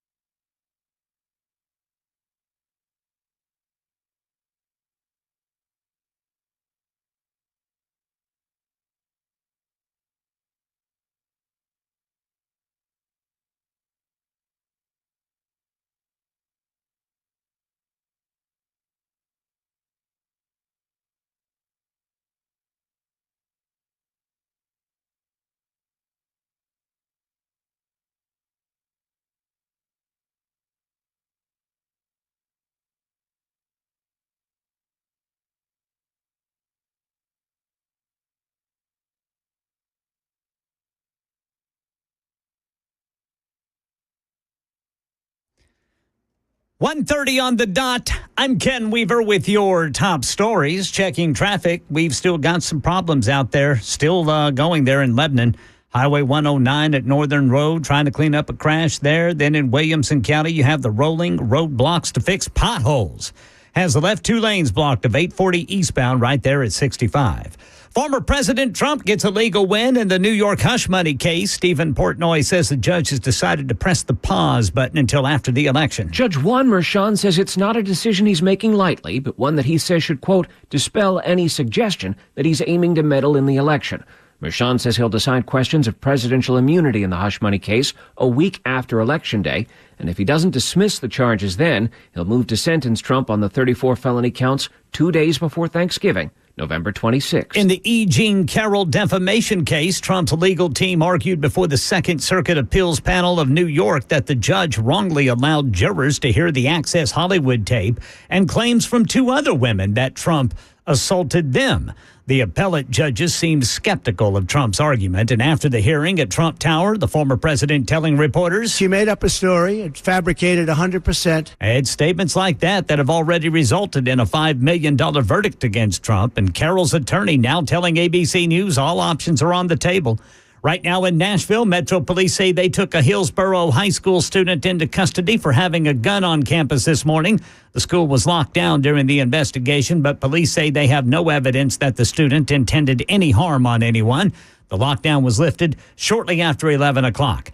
And the alleged Georgia school shooter and his father are facing charges for the murders of 4 people and injuries to others at Appalachia High School on Wednesday. Earlier today, Barrow County Judge Curry Mingledorf went over the possible penalty for Colin Gray. In the second degree, felony murder in the second degree, the maximum penalty for each count is up to 30 years imprisonment.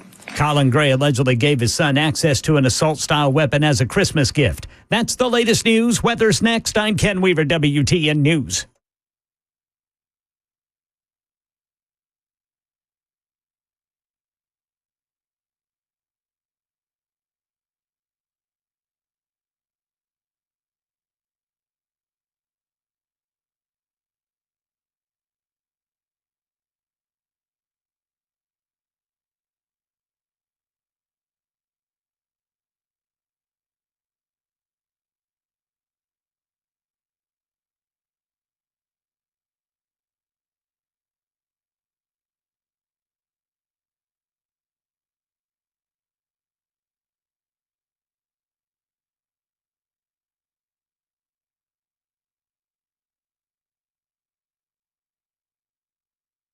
I thought about calling my man, Donald J. Trump. Did you guys see his visit with Sean Hannity the other day when he had a mosquito problem?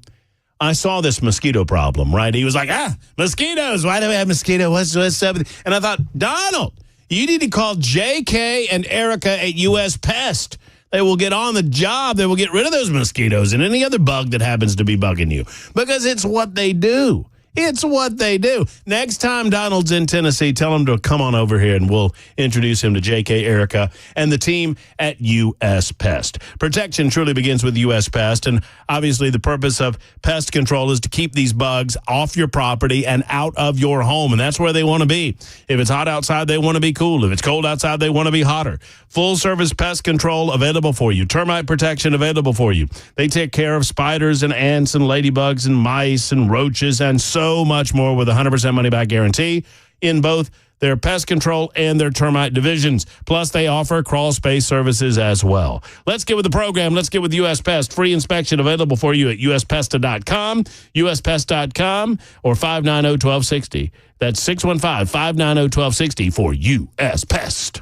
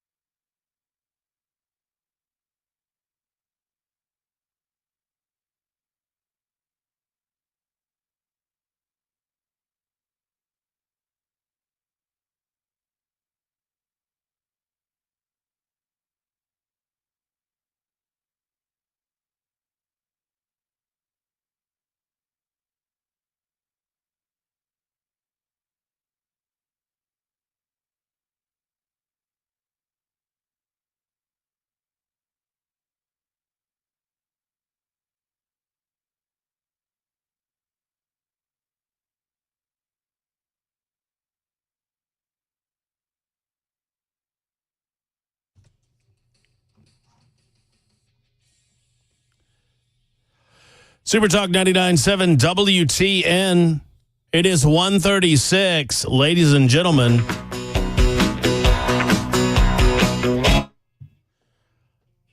Here it comes.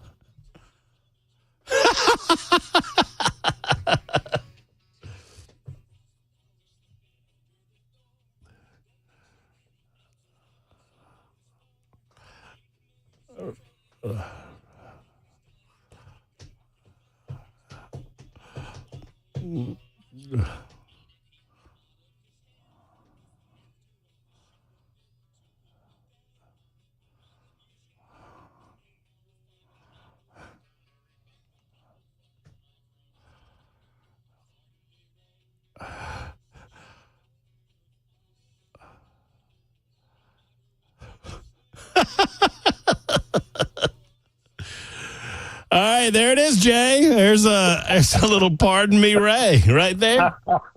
The internet's an incredible place. I'll never forget it, man. I parked behind the Supreme Court, and it was like 5 o'clock in the evening. I was just reading the story, and my memory is very good.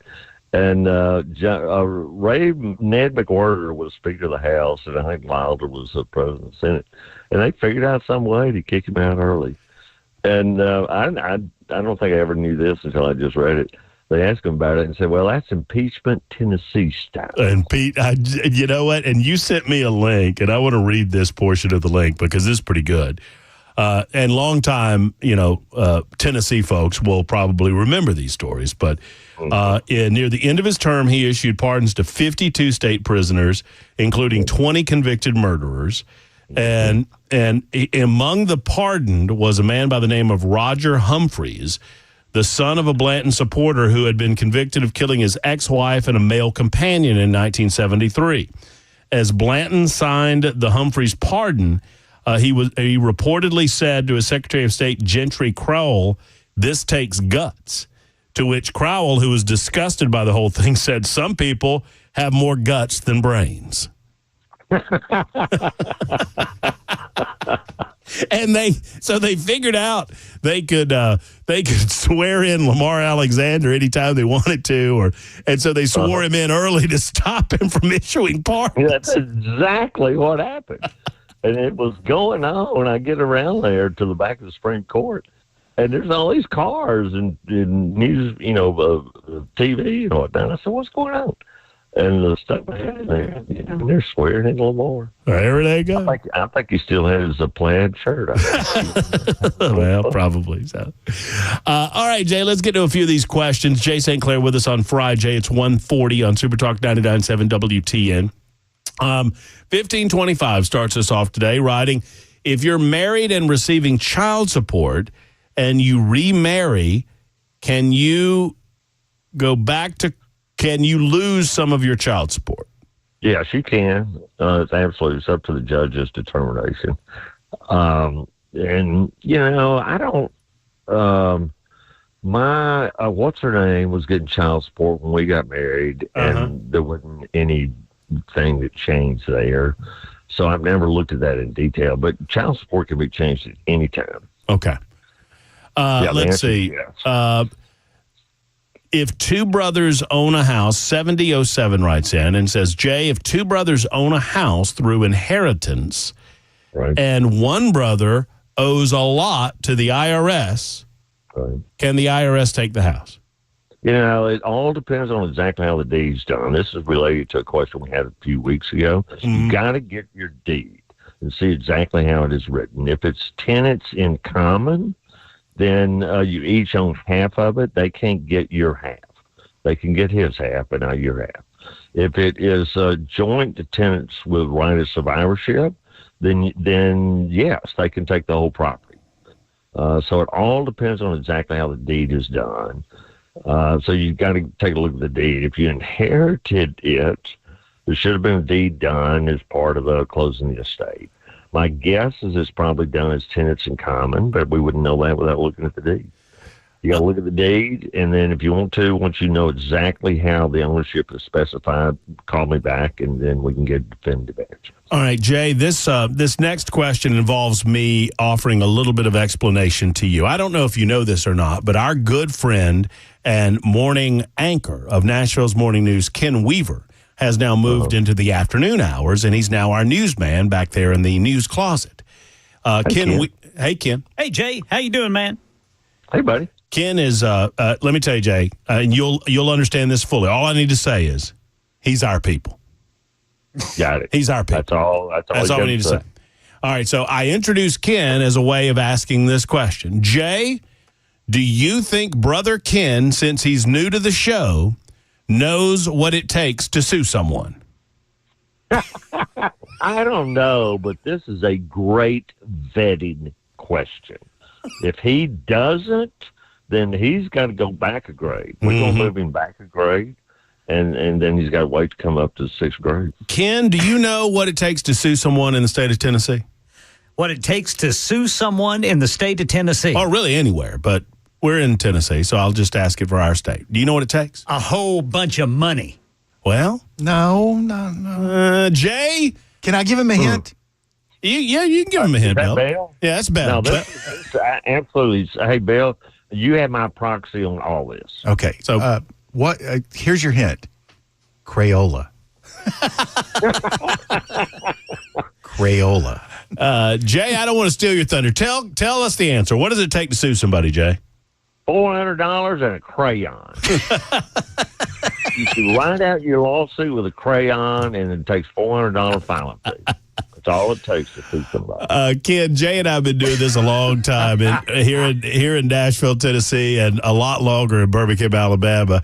And if I had a couple of bucks for every time somebody called up Jay and said, and the question would start with, "Hey, Jay, can I sue blah, blah, blah, blah, blah, blah, blah?"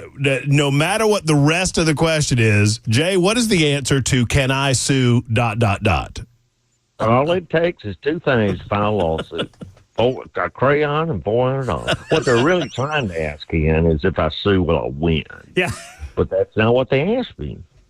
And see, I get paid by the word. Or I get paid by the question. So I'm like that genie. I'll give you 3 wishes. Well, can I get my wishes right now? Yep, you got 2 left. I want more wishes. You got 1 left. Now, does the color of the crayon matter? No, sir. Well, I suggested Tennessee orange. Yeah, I was about to say, in this state, I bet you if you write it in Tennessee orange, you got a better shot at it with some of these. I wouldn't write it in red. No, I don't. Red, crimson, I don't think that's going to do you any good. All right, Jay, let's see. Dear Jay, I've been dealing with probating my mother's estate. Almost complete. House is ready for sale, and I have a buyer. The lawyer will not furnish an invoice till we are ready to close the estate. We've asked several times. Are they hiding something? This seems to be a poor business practice. We just want to know approximately how much we owe. I wouldn't say they are hiding something, but I agree with you that I would not do business that way.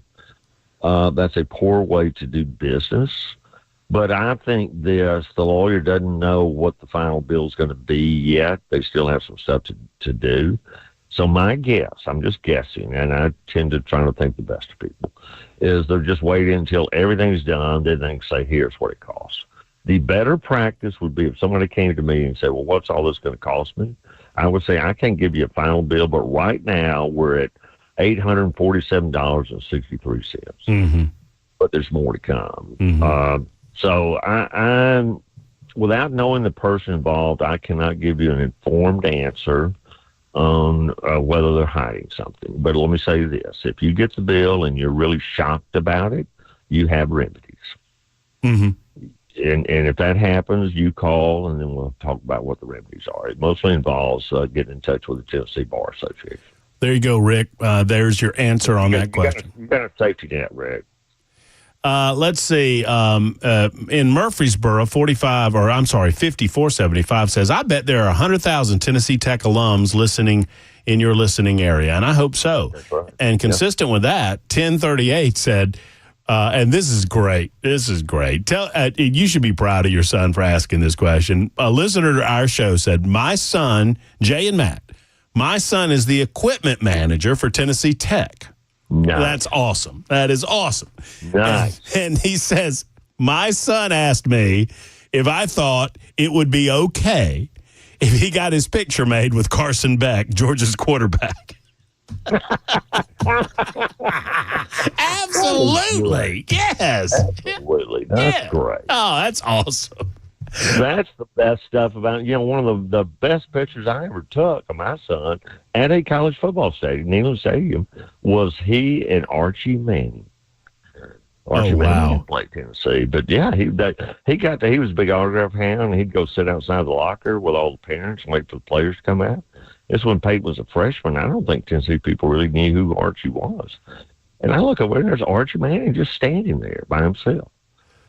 And I just couldn't help myself. And so I took Chuck over and I said, Mr. Manning, I'm so sorry to bother you. But, the nicest, sweetest guy. And he autographed the program. And so Chuck's got this great program autographed by Coach Fulmer, Archie Manning, and Peyton Manning. That's a pretty good program right there. That's good stuff. Well, I want to brag on you and your son because it was kind of a passing of the torch last weekend. And I know you're so proud of Chuck and the father that he's become based on the father that he had. And you don't brag on this because it's not in your nature, but I'm going to brag on you because you took your boy to Tennessee games, and now your son is taking his son at the same age and doing the same things that you guys did years ago. That's pretty cool. No, it's great. And we've talked about this. I remember bad things more than good things. It turns out that's in our DNA. It's something called a negativity bias. And so I've forgotten a lot of the good things I did as a dad. And then the best part about being a grandparent is I'll see Chuck do something with his son, which I love. And then I'll say, well, Chuck, how did you figure out how to do that? He said, you don't remember, do you? I said, no. He said, well, you did that for me. Oh, it just breaks my heart. Oh. No, that's great. That's fab. No, it chokes me up because it just shows what a good pop you were. Yeah, well, I say breaks, but it doesn't break my heart. It warms my heart. Well, yeah, and that's right. Well, and I don't. You probably didn't see this because you're not on the Facebook, but I saw it. Your son Chuck found the program that you're talking about. Yeah. And he put up a photo of the program that he had, whatever it was, 30 years ago when you guys went to a game. And all of the autographs that he had, and then he had the program that his son used to get all of the autographs last week at the Tennessee game. How about that? Oh, that's great. That's awesome. Just, good stuff. All right. Well, Jay, look, there's plenty. Before we go, I better handle this business because I'll get in trouble if I don't. All of this latest indictment stuff involving Russia. Have you had a chance to look at any of it, and what do you make of it if you've looked at it? I mean, the Department of Justice issued some indictments. They're just kind of. I know most of this is political. They're kind of slinging the hits, Russia, Russia, Russia again. But what do you make of what they're trying to accomplish? No, I'm not sure I even know what you're talking about. Oh, well, good. That's you're great. You're not talking about the superseding indictment against Trump in D.C. No, I'm talking about these Russian. There's, it's the Department of Justice issued indictments against a couple of Russian operatives because they said that they were putting up websites trying to quote unquote influence the election. Oh, okay. Yeah, I can tell you exactly what that's about. Talk to me. Trump's winning. That's what I love about you. Because that's exactly right. A 2-word answer. Trump's winning. Exactly right. Jay, have a great weekend, my friend. Hit them straight. Thank you, buddy. Same to you. Take care. There's Jay St. Clair, good friend. Pardon me for not getting to a few of your calls, but, duty calls, and I had to get that part in about his son in Tennessee. That's pretty cool. 51 after the hour. Supertalk 99.7 WTN. Back right after this.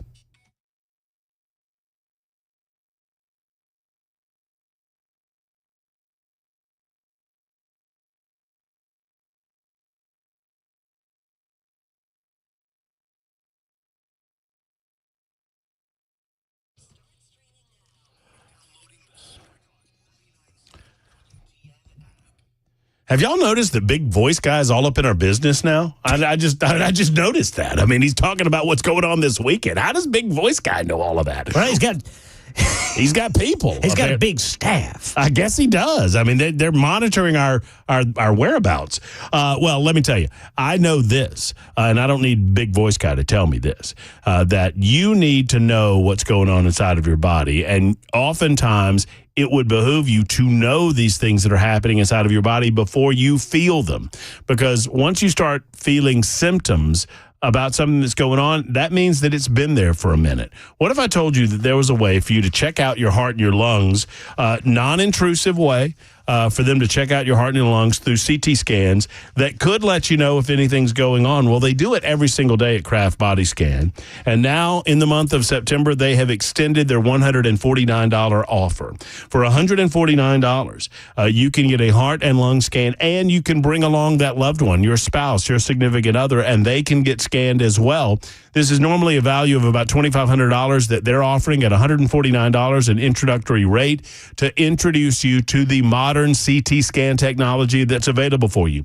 They can check out your heart, check out your lungs. Now, I did a full body scan. I would encourage you to ask them about that when you go to Kraft Body Scan. You can find all of this at togetherwescan.com. That's togetherwescan.com, or call 615-436-1000. 615-436-1000 for our friends at Kraft Body Scan.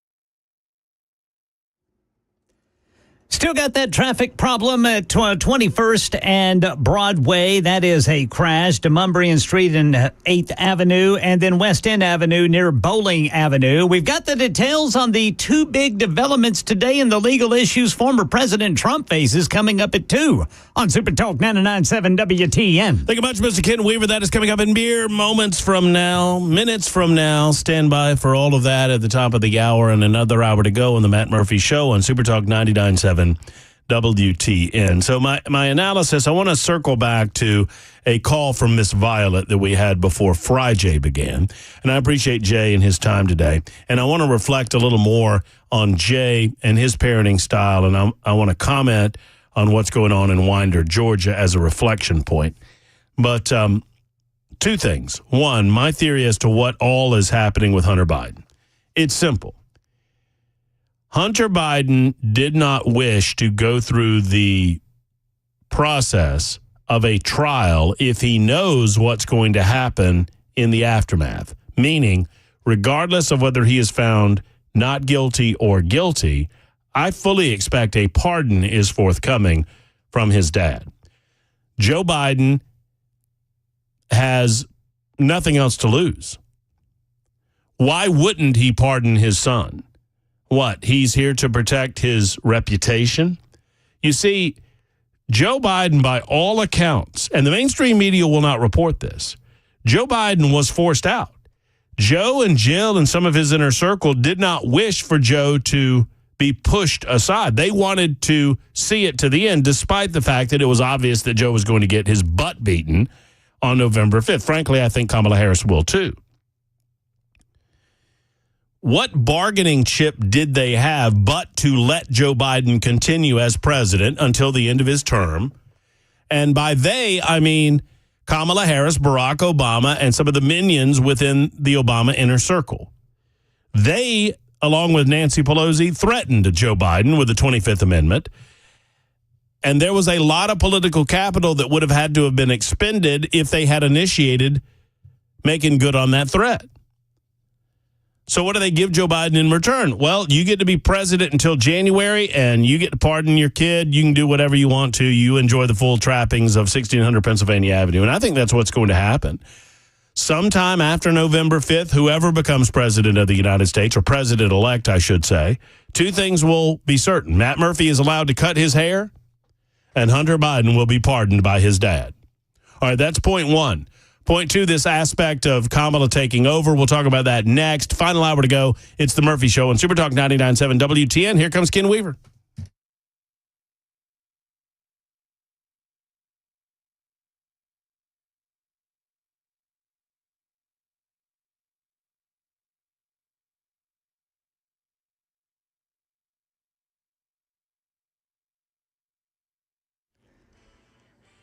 Two o'clock on the dot. I'm Ken Weaver with your top stories. And we've got that big interstate closure this weekend. The East Loop westbound going to be closed from 40 to 65 for resurfacing starting tonight at 8 o'clock.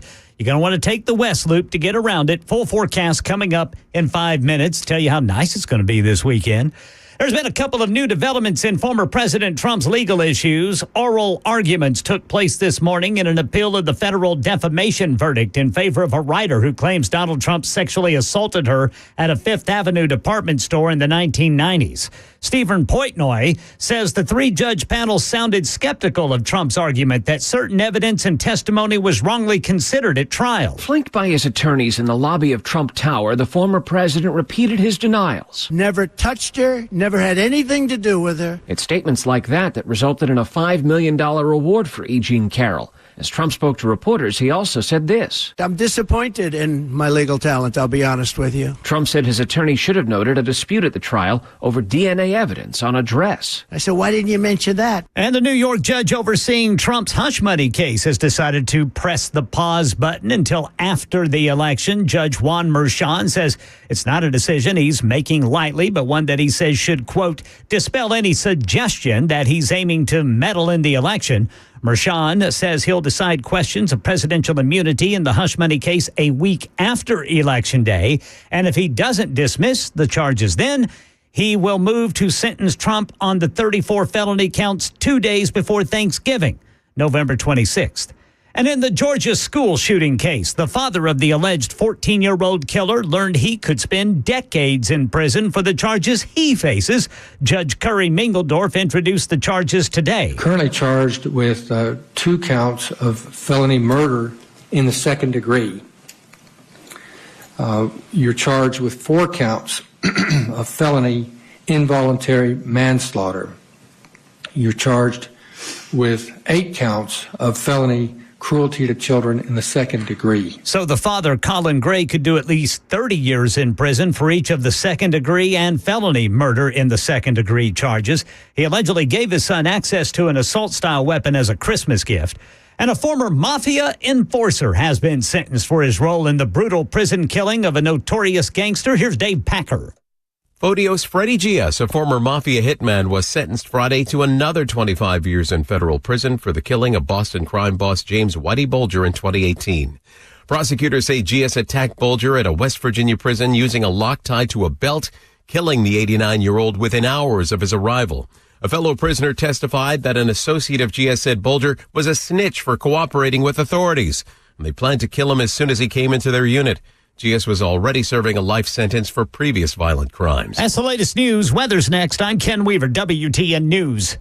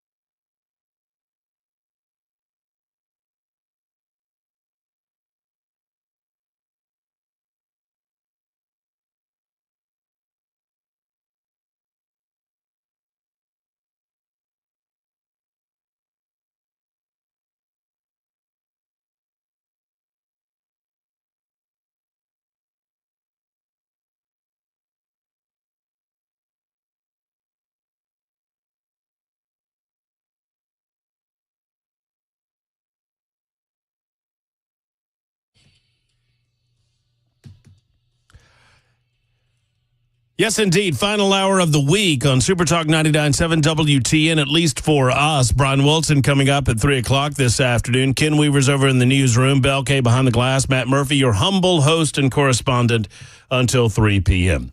Let's clean up a couple of things real quick, and I might be repeating something that Ken Weaver just told you in the newsroom because I was doing something else and I was not quite paying attention. I apologize. That said, I'm being told vis-a-vis the membersnutrition.com super text line, 615-737-9986. That's 615-737-WWTN. That the accident that happened there's an accident on 109, which is just outside. Well, it's just north of I-40. It's over there in Lebanon. Yeah, on Highway 109, that there is an accident that involved a fatality just south of the Cumberland River. So a loyal listener to Supertalk 99.7 WTN has alerted us. I mean, there's a major traffic backup. You can see it on the map here. Major traffic backup between 70 and the Cumberland River. If you're familiar with that, I was driving that stretch of road this morning. That's the way I went to Hendersonville from Mount Juliet. Oh, yeah, man. I mean, it's black. Both lanes are black. Yeah.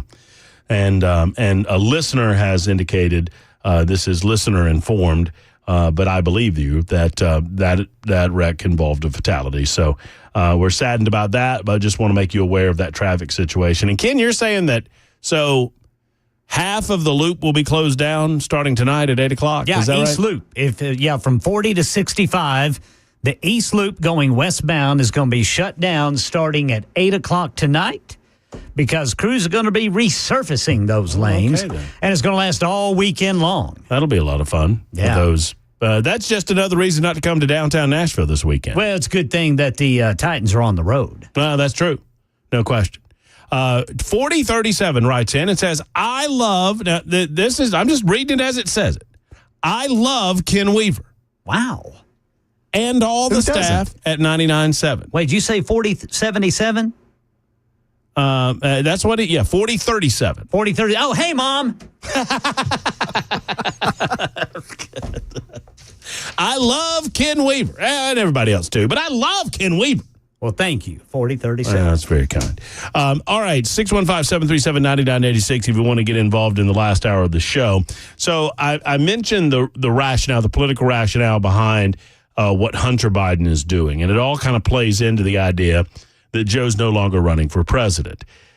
Given that he is not running for president, why, if you're Hunter Biden, if you have some level of foreknowledge that your father's going to pardon you anyway come November 6th or November 7th or whenever it is, why wouldn't you plead guilty to all of this? Now, you started off with an Alford charge. The judge was not interested in that at all. So you go ahead and you plead guilty. You avoid a trial. You don't have to testify. There's not a possibility of the prosecution calling your father, for goodness sake, to testify.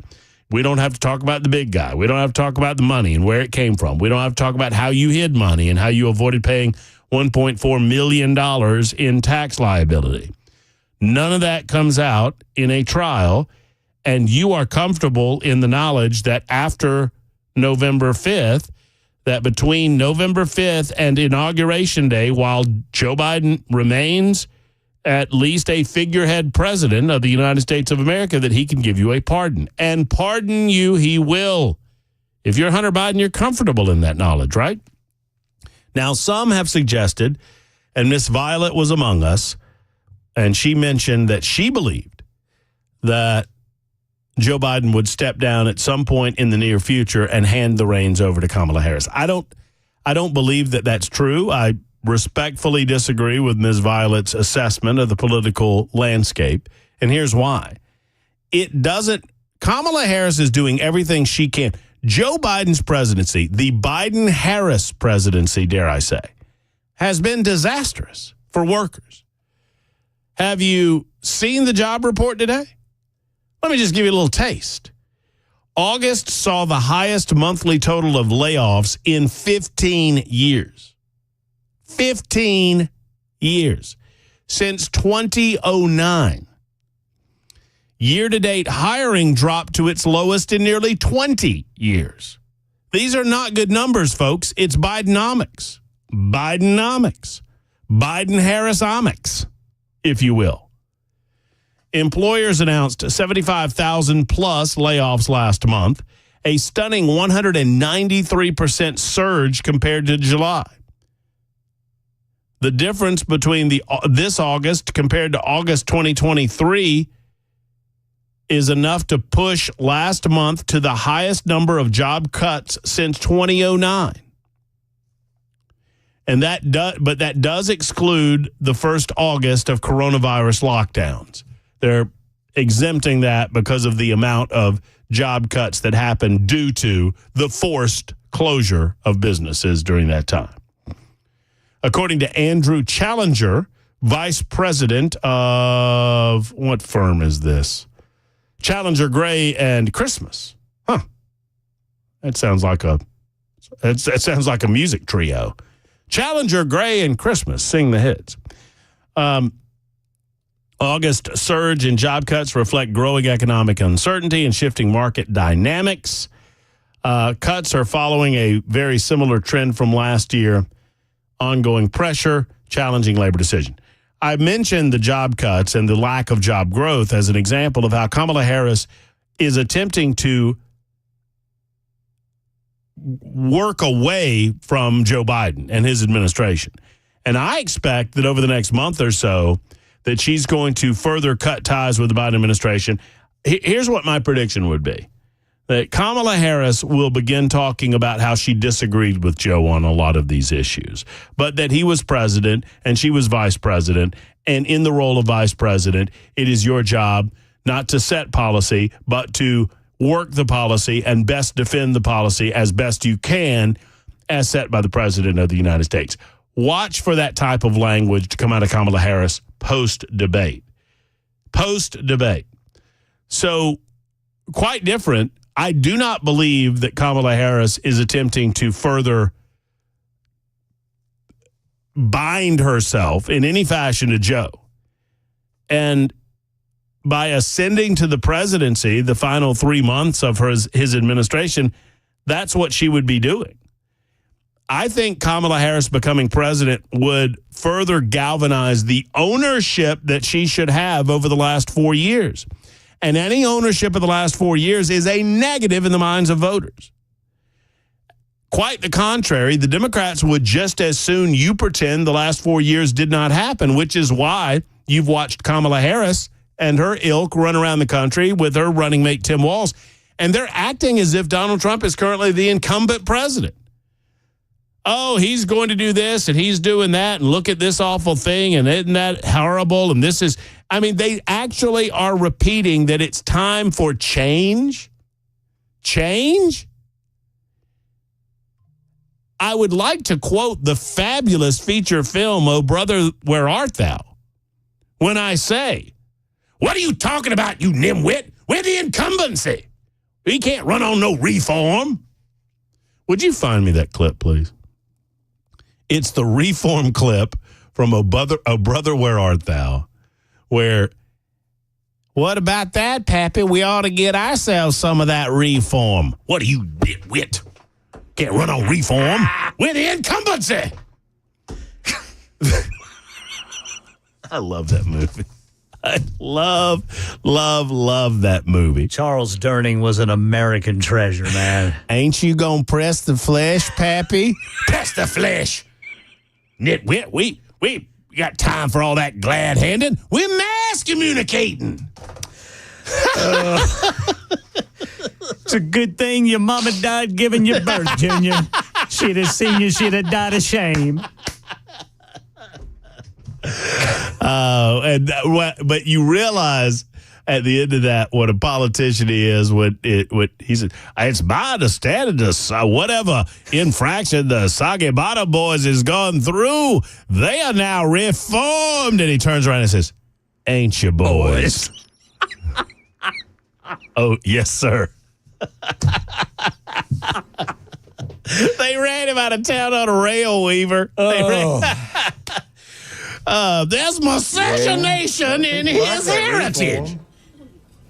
And maybe we should get us some. Oh, reform you soft-headed sumbitch. How are you going to run reform on with a damn incumbent? Is that the best idea you boys can come up with? Reform? Weeping Jesus on the cross. That's the Harris Walz administration right there. Can't we run on some of that reform, Pappy? Reform? How can we run on? We're the incumbent. Kamala Harris is right now expecting the stupidity to come out of the United States American citizenry in the form of believing that they are not the current administration. That's what they're running on. That's what they're running on. And sadly, there are dunderheads out there that might fall for it. Now, none of you. You're the smartest listening audience on planet Earth. You get it. So while I have every respect in the world for Ms. Violet and her opinion, I disagree with it. Because if you further connect yourself with Joe Biden, it makes it even more difficult to run as if you're not the current incumbent administration, which obviously Kamala Harris is. She's obviously tied to the hip. She's obviously well on record defending Bidenomics, defending, an elimination of fracking, defending their border policies, defending all of those and their economic policies, all of those things that have caused so much consternation, frustration, and damage in the lives of the American people and people right here in the state of Tennessee. So no, Joe's going to be allowed to stay. That was part of the deal, in my estimation. You can stay until Jan, Joe. You don't get to make any of the decisions, but you've never really made any of the decisions anyway, have you, Joe? You don't get to make any of the decisions. Just try your best not to make poopy in your pants. Try your best and not to embarrass us. Stay out of the limelight. Don't say anything on camera, Joe. Don't answer any questions. We've got this now. And oh, by the way, we're going to be doing everything in our power to pretend that you don't exist. Because you're the face of failure, Joe. And we're trying to eliminate Kamala Harris from that equation and present her as an alternative to you. Not as a companion, not as a sidekick, not as a running mate, an alternative. It's the only way they can win. I've said it from the beginning. The only way that Kamala Harris wins is if more stupid people vote than intelligent people. That's it.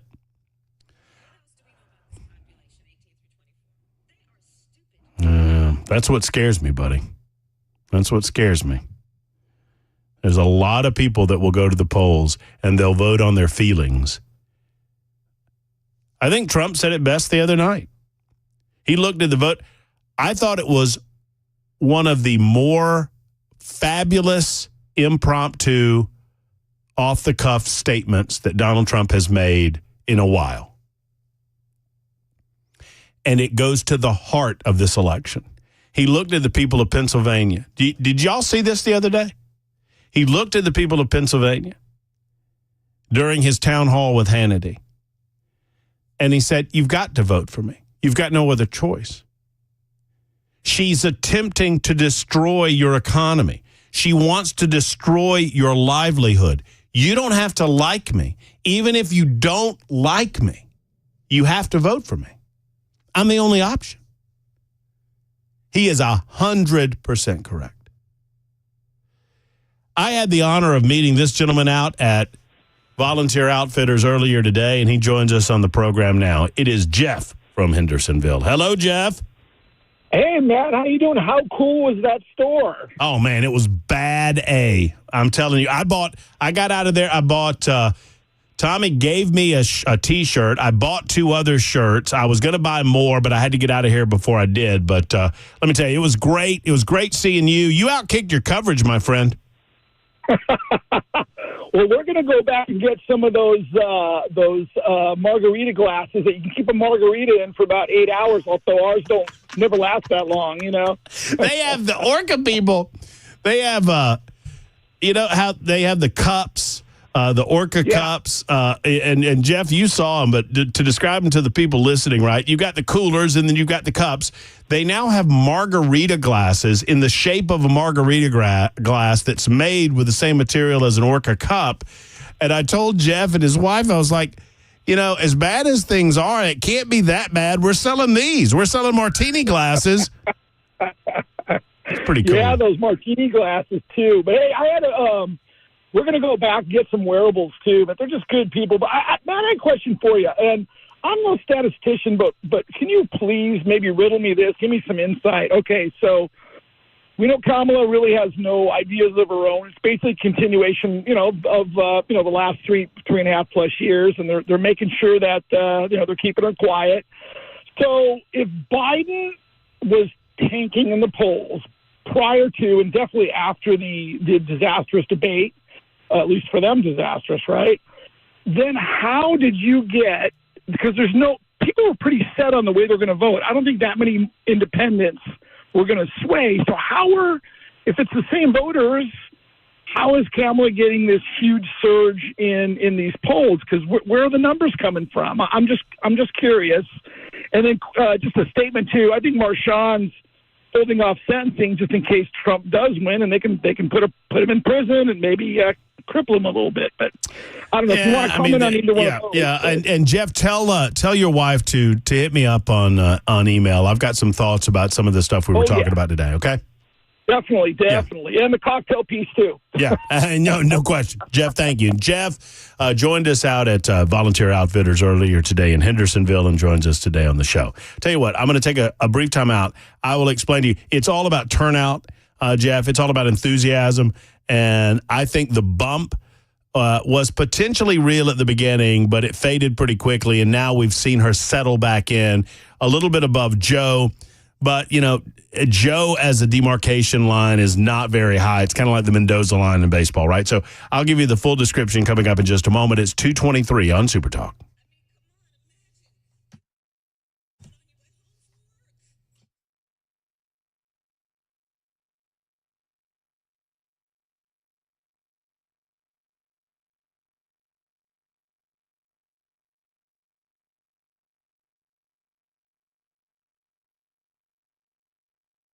Hello, friends. It's Matt Murphy, and I am pleased to be a part of the Charlie Daniels Journey Home Project.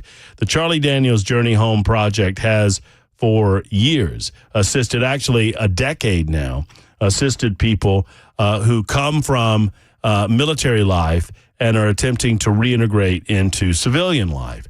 I'm so thankful to be celebrating 10 years of helping and supporting our veterans and heroes reintegrate from service to civilian life. Not only are they celebrating this September 11th with their Charlie Daniels Patriot Awards dinner, and I'll give you more on that in a moment, but they're also remembering those that we lost on 9/11 and so many of the lives that were affected post 9/11 because so many of us, so many of you were called to military service in the aftermath of that fateful day. Working in tandem with organizations, good organizations vetted specifically by David Corlew and the rest of the Charlie Daniels Journey Home team, they make a difference in the lives of American patriots. This year, the Journey Home Project celebrates 10 years of helping veterans and heroes reintegrate, and they're doing so with the Charlie Daniels Patriot Awards dinner. In just a moment, I'll be giving away 2 tickets to the Charlie Daniels Patriot Awards dinner, and I'll tell you how that's going in just a moment. But you might want to go ahead and line them up on the telephones so that you can win a ticket. Now, here's the tip, though.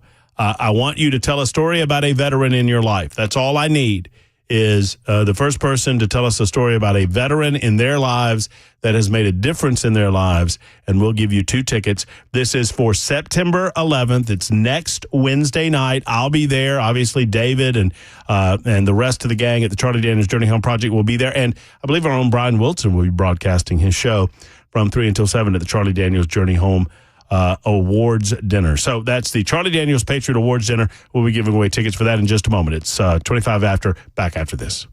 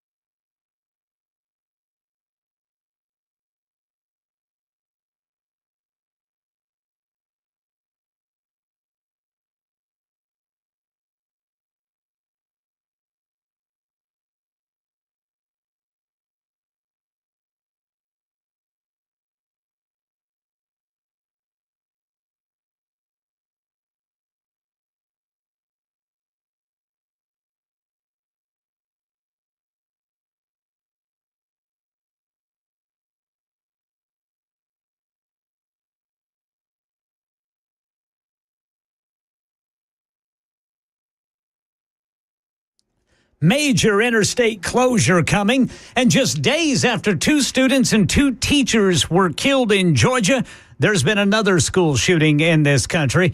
And a real quick traffic update there at 109 north of I-40 in Lebanon.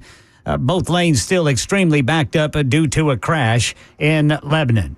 Got those top stories coming up at 2:30 on Supertalk 99.7 WTN. Thank you much, Mr. Ken Weaver. 28 minutes after the hour right now on Supertalk 99.7 WTN. Okay, so you just heard me talk about this. The Charlie Daniels Patriot Awards Dinner is this coming Wednesday, September 11th at 5:30. It will be held at the City Winery in Nashville. I've been to this event. It is a fabulous show. Now, it is my understanding, and David's going to correct me if I'm wrong, I'm certain, because he is a fine man, good man, and we don't hold it against him that he's a loyal listener to our show. But David Corlew will know. I think they're sold out. I think tickets, if not, they are very, very close to being sold out to the Charlie Daniels Patriot Awards Dinner. I mean, it is always an incredible time. They have an incredible evening of fellowship, remembering Charlie Daniels. There's a lot of great stars there. I can't speak to who specifically will be there, but let me tell you this. You see him, like Chris Young is normally a part of the program. I think that Stormy Warren MCs every year. I saw Lee Greenwood last year at the event. I was kind of starstruck meeting Lee Greenwood. But a lot of great people. And, you know, your own humble Matt Murphy will be there at the table as well. So all you need to do is give me a story of a veteran that has impacted your life. And I'll tell you, the first story that I hear from someone who can go, I've got 2 tickets available for you at the Charlie Daniels Patriot Awards Dinner. Karen is first up in Pleasant View. Karen, I hope you're well. Yay. Yes, I am. Happy Friday. Happy Friday to you. I have so many wonderful veterans in my life, but the best one, the man among men who walked the face of this earth, is my dad, who is a World War II veteran, who was told that my grandmother was told that he had died twice and was found in a British hospital and then sent home. He was first a sniper and then in a tank, and my hero that came home with shrapnel in his hip and taught me how to hunt and taught me how to love and taught me how to respect other people, no matter what their belief, color, thoughts, that behavior didn't matter. It was unconditional love of the human spirit. That's such a sweet story. Every day. When did you lose your daddy? 30 years ago. Did you say 3? No. I only wish 30. 30 years ago. God bless He you. was almost 50 when I was born, so my feet never touched the ground because I had 3 older brothers, but he wanted a girl. So he got twin girls. Wow. Wow. Your daddy had know who I am. Your dad, he's listening in heaven. He had twin girls at 50? Yep. Wow. Well, my mom had them. Well, right. Yeah, of course. Yeah. Of course. So, Karen, are you able to go to the City Winery this Wednesday, September 11th? I am. Okay. Well, you've got them. You got the tickets. Congratulations. It's a wonderful testimony about your father, and God bless him. I mean, I don't know that we're mad. Everyone who met him, men, women alike, adored Leo. Well, his name was Leo? Mm-hmm. That's awesome. Was he, did you guys grow up in Nash, or were you from elsewhere? No, he moved me here from Maryland, much against my better wishes. But, hey, I didn't have much vote, but he served here for a short time, and his dream when he retired was to come back to Tennessee. So here we are. That's awesome. Well, I'm putting you on hold, Karen. We're going to get some information from you, and we will see you Wednesday night at the Charlie Daniels Patriot Awards Dinner at City Winery in Nashville. Congratulations. 32 after. I'm late. It's time for news on Supertalk 99.7 WTN.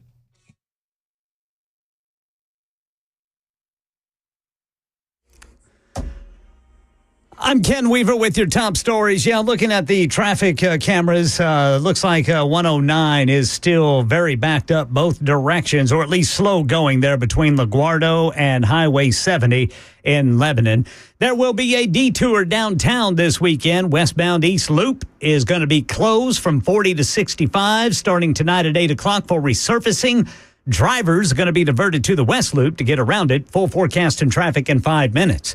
Right now in Maryland, Hartford County Sheriff Jeff Goller says, tragic day, 4 days into the school year. We're all familiar with the horrible shooting that took 4 lives in Georgia just a couple of days ago, and here we stand in Hartford County with a school shooting. Deputies responded to Joptown High School this afternoon that left one student seriously injured. The shooting reportedly stemmed from an altercation inside one of the men's bathrooms inside the school. A New York appeals court weighing former President Trump's legal team's arguments to overturn the defamation ruling in the E. Jean Carroll case. They say the judge should not have allowed the Access Hollywood tape and testimony from 2 other women who claimed they were assaulted. Trump spoke afterward. I have no idea who the woman is, and I never met her. Now, I don't know about a picture that was taken 40 years ago with her husband on a celebrity line, so I don't think that counts. But as far as I know, I never met her. No word on when that appeals court will rule. Meanwhile, Trump got a win in the hush money trial. Stephen Portnoy. Judge Juan Merchan says it's not a decision he's making lightly, but one that he says should, quote, dispel any suggestion that he's aiming to meddle in the election. Merchan says he'll decide questions of presidential immunity in the hush money case a week after Election Day. And if he doesn't dismiss the charges then, he'll move to sentence Trump on the 34 felony counts 2 days before Thanksgiving, November 26th. And election 2024, former independent presidential candidate RFK Jr. has won 2 appeals to have his name removed from state ballots, North Carolina and Michigan. That's the latest news. Weather's next. I'm Ken Weaver, WTN News.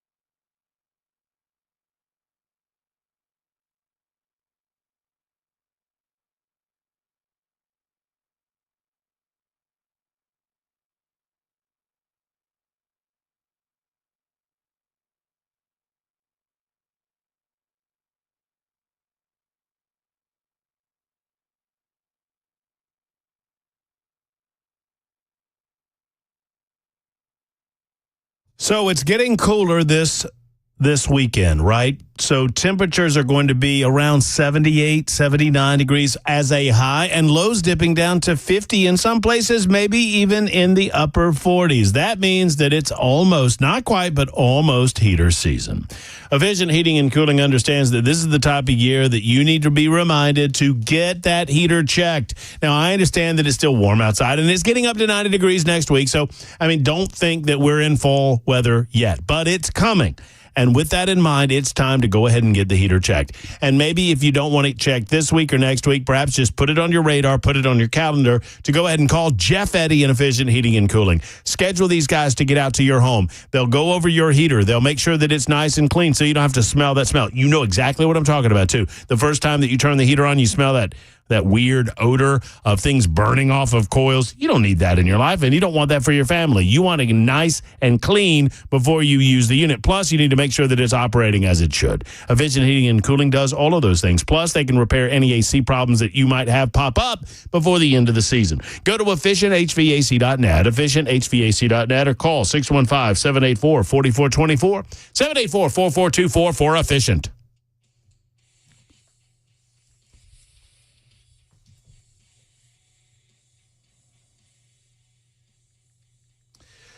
Supertalk 99.7 WTN, Matt Murphy, and you until 3. Brian Wilson checking in at 3 o'clock. Ken Weaver's back in the newsroom. We've got the one and only Headless Bell running the controls, making sure that everything that comes out of our speaker sounds as good as possible. Thank you to Karen for calling in, and congratulations to Karen for winning what is a sold-out show. I have it confirmed that by David Corlew that the Patriot Awards dinner is a sold-out dinner. However, you might be hearing a couple of additional opportunities between now and Wednesday to win tickets. David will be here Tuesday. I was correct that Stormy Warren is the host of the proceedings. There are a number of wonderful folks that will be there, to include Bernie Carrick, who is the former NYC police commissioner. We've had Bernie on the show on a number of occasions. Patriot Award recipient Tom Higgins. Let's see. There are 3 generations of veterans that will be there in the form of the Vigiano family. I hope I'm pronouncing that correctly. And then the one and only Trace Atkins will be there Wednesday night. I told David that he was in charge of introducing me to Trace. I'm sure that'll happen. Well, we have much to talk about.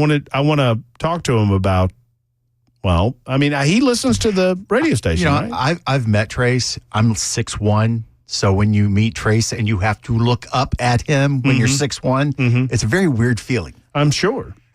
Because it was at the Opry, so he was in his cowboy boots, for stage, and that made him even taller. Well, he's going to be there Wednesday night, and I told David he was in charge of introducing me to him. Who was the former police commissioner? Bernie Carrick. Bernie he came in last year, didn't he? And he was actually in the studio. He was? Yeah, okay. That's what he was. Good man, good patriot, and a big believer in our veterans. And it's one of the reasons that he believes so strongly in the Charlie Daniels Journey Home Project, and one of the reasons that he comes back year after year to try to give back to our patriots. I don't know. Who was it that we spoke with, Belle? I can't remember her name, and I want to say Grace, and that's wrong. Remember we spoke to the wonderful woman who was in her late 90s who was awarded a Patriot Award. I think it was last year. I know exactly who you're talking about, and I can't remember her name either, which is embarrassing. But yeah, I'm sorry that we can't. But what a wonderful, she served. Yeah. Post Pearl Harbor. Yeah. She was I remember the story. She was in Hawaii at the attack of Pearl Harbor, and she eventually went to service as a nurse, I think. Yes, I remember that being correct. Yeah. And she was honored last year, and I thought there was a possibility of her might coming back this year, and I'm not sure. And it's a delicate conversation anytime you're talking about somebody that's 98, I think she was last year. So God bless her and her family, regardless of what her health might be at this point. But hopefully it's A-okay. She was fabulous last year. Just sharp as a tack. So we wish her well, whether she is there or not. But we hope to see you coming up next week, next Wednesday. Frank is next. By the way, before I get to Frank, I want to say something real quick. Actually, I tell you what, I'll get to Frank first, and then I'll make the comment about this Colt Gray story. Hello, Frank. How are you? Thank you. Yes, sir. I enjoyed listening to you guys, but I would like to say something about my father. Of course. So he was in Vietnam, and he was wounded and came back, and then, of course, met my mom. Then 3 kids later, that's where I am. So, but he used to tell us stories, and he would tear up when he was talking about the stories. And it just, stuck with me my whole life. So I ended up joining the National Guard, did my tour, and now my son is 18, and he's actually wanting to join the National Guard to keep things going. But, I wish my father was here because he passed away last year. But, to see my son, his grandson join up. So, that's who I look to all the time. That's so cool. Frank, as a dad, as a son who so looked up to your father, obviously, and now as a dad, and I mean, it has to make you beam with pride to know that you raised a young man that wants to follow in your footsteps. Well, and that's the thing. Like right now, I'm teary-eyed. I bet. Just talking about it. I bet. But I'm proud of him. And then my daughter's 14, and she's like, what would it be like if I joined? And I'm like, look, you can do whatever your heart desires. Don't let nothing hold you back. That's right. Well, good for you, Frank, and thank you so much for sharing this story. And I'll tell you specifically why. And God bless you and your family. I love hearing stories like that with Frank and his son, his 18-year-old boy, young man, I should say, getting ready to make the decision as to whether or not to join the National Guard and whatnot. I mean, that's incredible. And it is a reminder that there are so many good young people in this country, 18, 19, 20, 21 years old, serving in the United States military or otherwise, serving their country through their youthful exuberance and patriotism. So often it is on this show, so often it is that we focus on the negative, and it makes sense. I've long told you that you'll never see a headline that says plane lands safely and on time. That's not a headline. That's not a headline.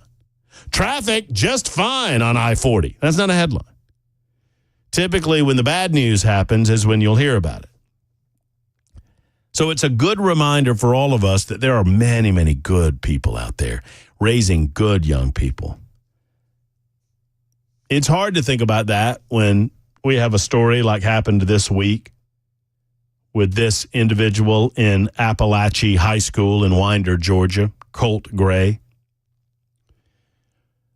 According to the newest and latest update, Colt Gray reportedly only enrolled in school 2 weeks prior to the shooting.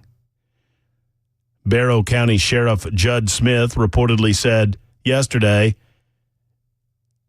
noting that the shooting occurred during Colt Gray's second day on campus. It is unclear why his father, Colin Gray, or Marcy Gray, the parents of the 14-year-old, did not enroll Colt Gray at the high school before the beginning of the academic school year, which commenced August 1st. But everything that we're hearing about these two parents, they weren't parents at all. Sperm donor, maybe. Baby carrier, sure. Parents, doesn't sound like it. It does my heart good to know that there are parents out there like Frank raising good young people, people that will contribute to our society in a positive way. I don't know what to think about Colt Gray. Obviously, this 14-year-old has to be held responsible for his actions. But the more and more we hear about his parents, the more and more we hear about his upbringing, it occurs to me that Colt Gray maybe never had a shot. But we could say that a lot about a lot of kids, couldn't we? I want to challenge you just a little bit here before we say goodbye and enjoy our weekend and reconvene on Monday afternoon. I want to challenge you just a little bit. The next time you hear about a 14-year-old gangbanger in Chicago, Illinois, shooting people on the street, I want to remind you that kid never had a shot either. The next time you hear about young thugs in the ghetto, black young thugs in the ghetto, I want to remind you that many of those kids never had a shot either. The next time you hear about a 15-year-old in the backwoods of Tennessee committing armed robbery or, God forbid, committing harm to another person and even killing them, many times they never had a shot either. My father left when I was 5 years old. My mother had a malignant brain tumor that left her incapacitated. Were it not for my grandfather and my grandmother, I have no idea where I would be. I don't know.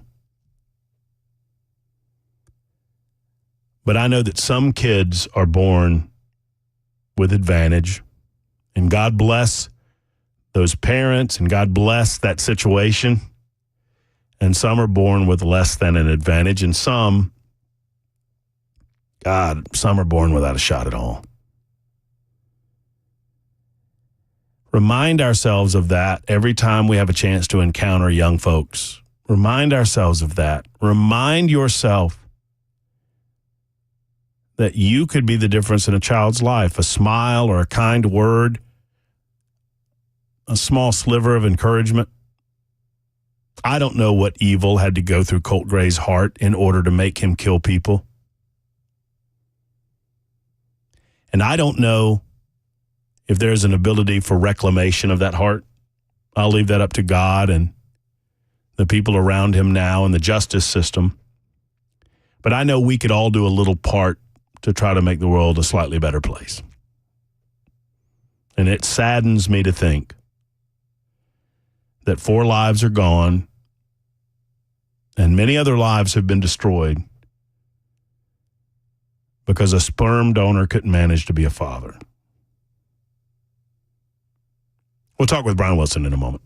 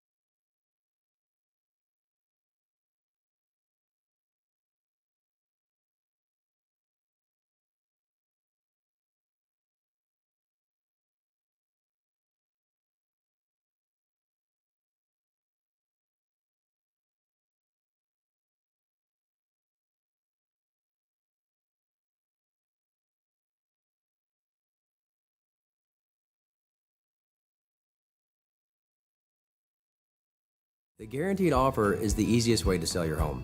It's really simple. We bring you an all-cash offer. You close in as little as 21 days.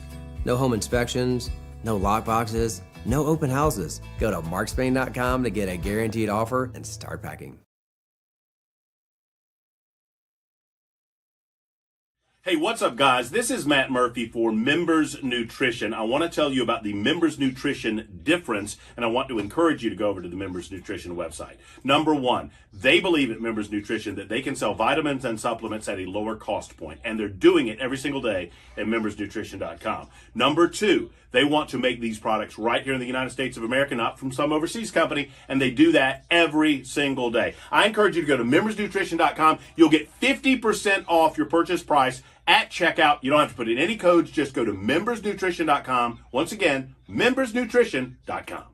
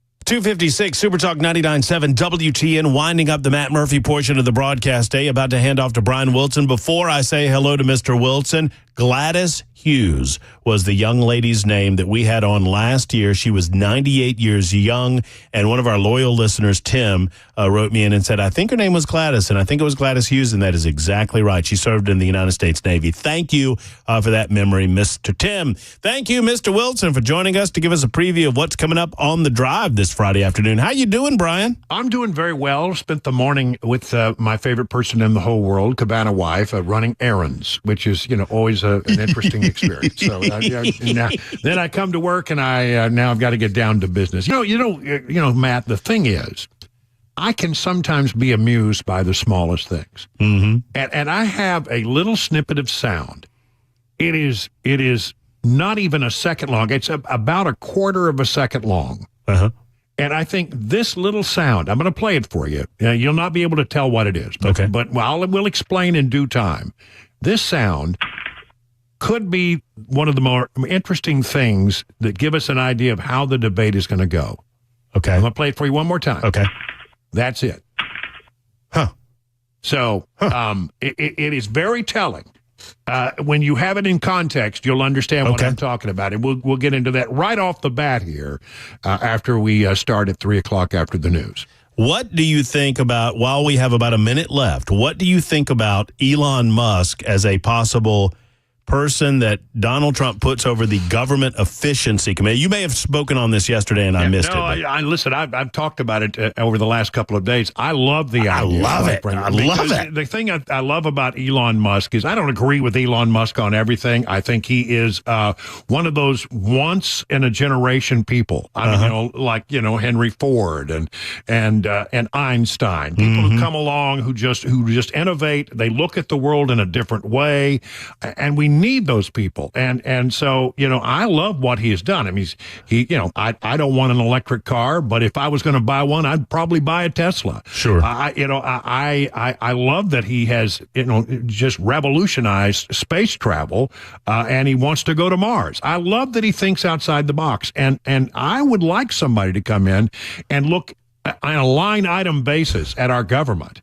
Do we really need to be doing this? And I think we can get rid of about 40% of it. I mean, didn't he? I mean, it was almost 40%. Like within a month at Twitter, he was like, 40% of you are useless. Goodbye. Yeah, exactly. I mean, right? I mean, come on. And we need that kind of clear-eyed, sharp thinking to sort of, to upset the apple cart. I think the apple cart is long overdue. It needs to be upset. Well, I don't know about you guys, but that little noise that Brian has played has intrigued me. That's a professional. There it is again. There it is again. It's a professional radio tease, and he'll pay it off coming up at 3 o'clock with Brian Wilson in the drive. I'll be listening. Hope you are as well right after Ken Weaver's newscast, which is coming up right now. Have a wonderful weekend, folks. Hope your team wins, unless your team is Tennessee Tech. God bless you, Golden Eagles. We'll be back Monday. Until then, so long, everybody.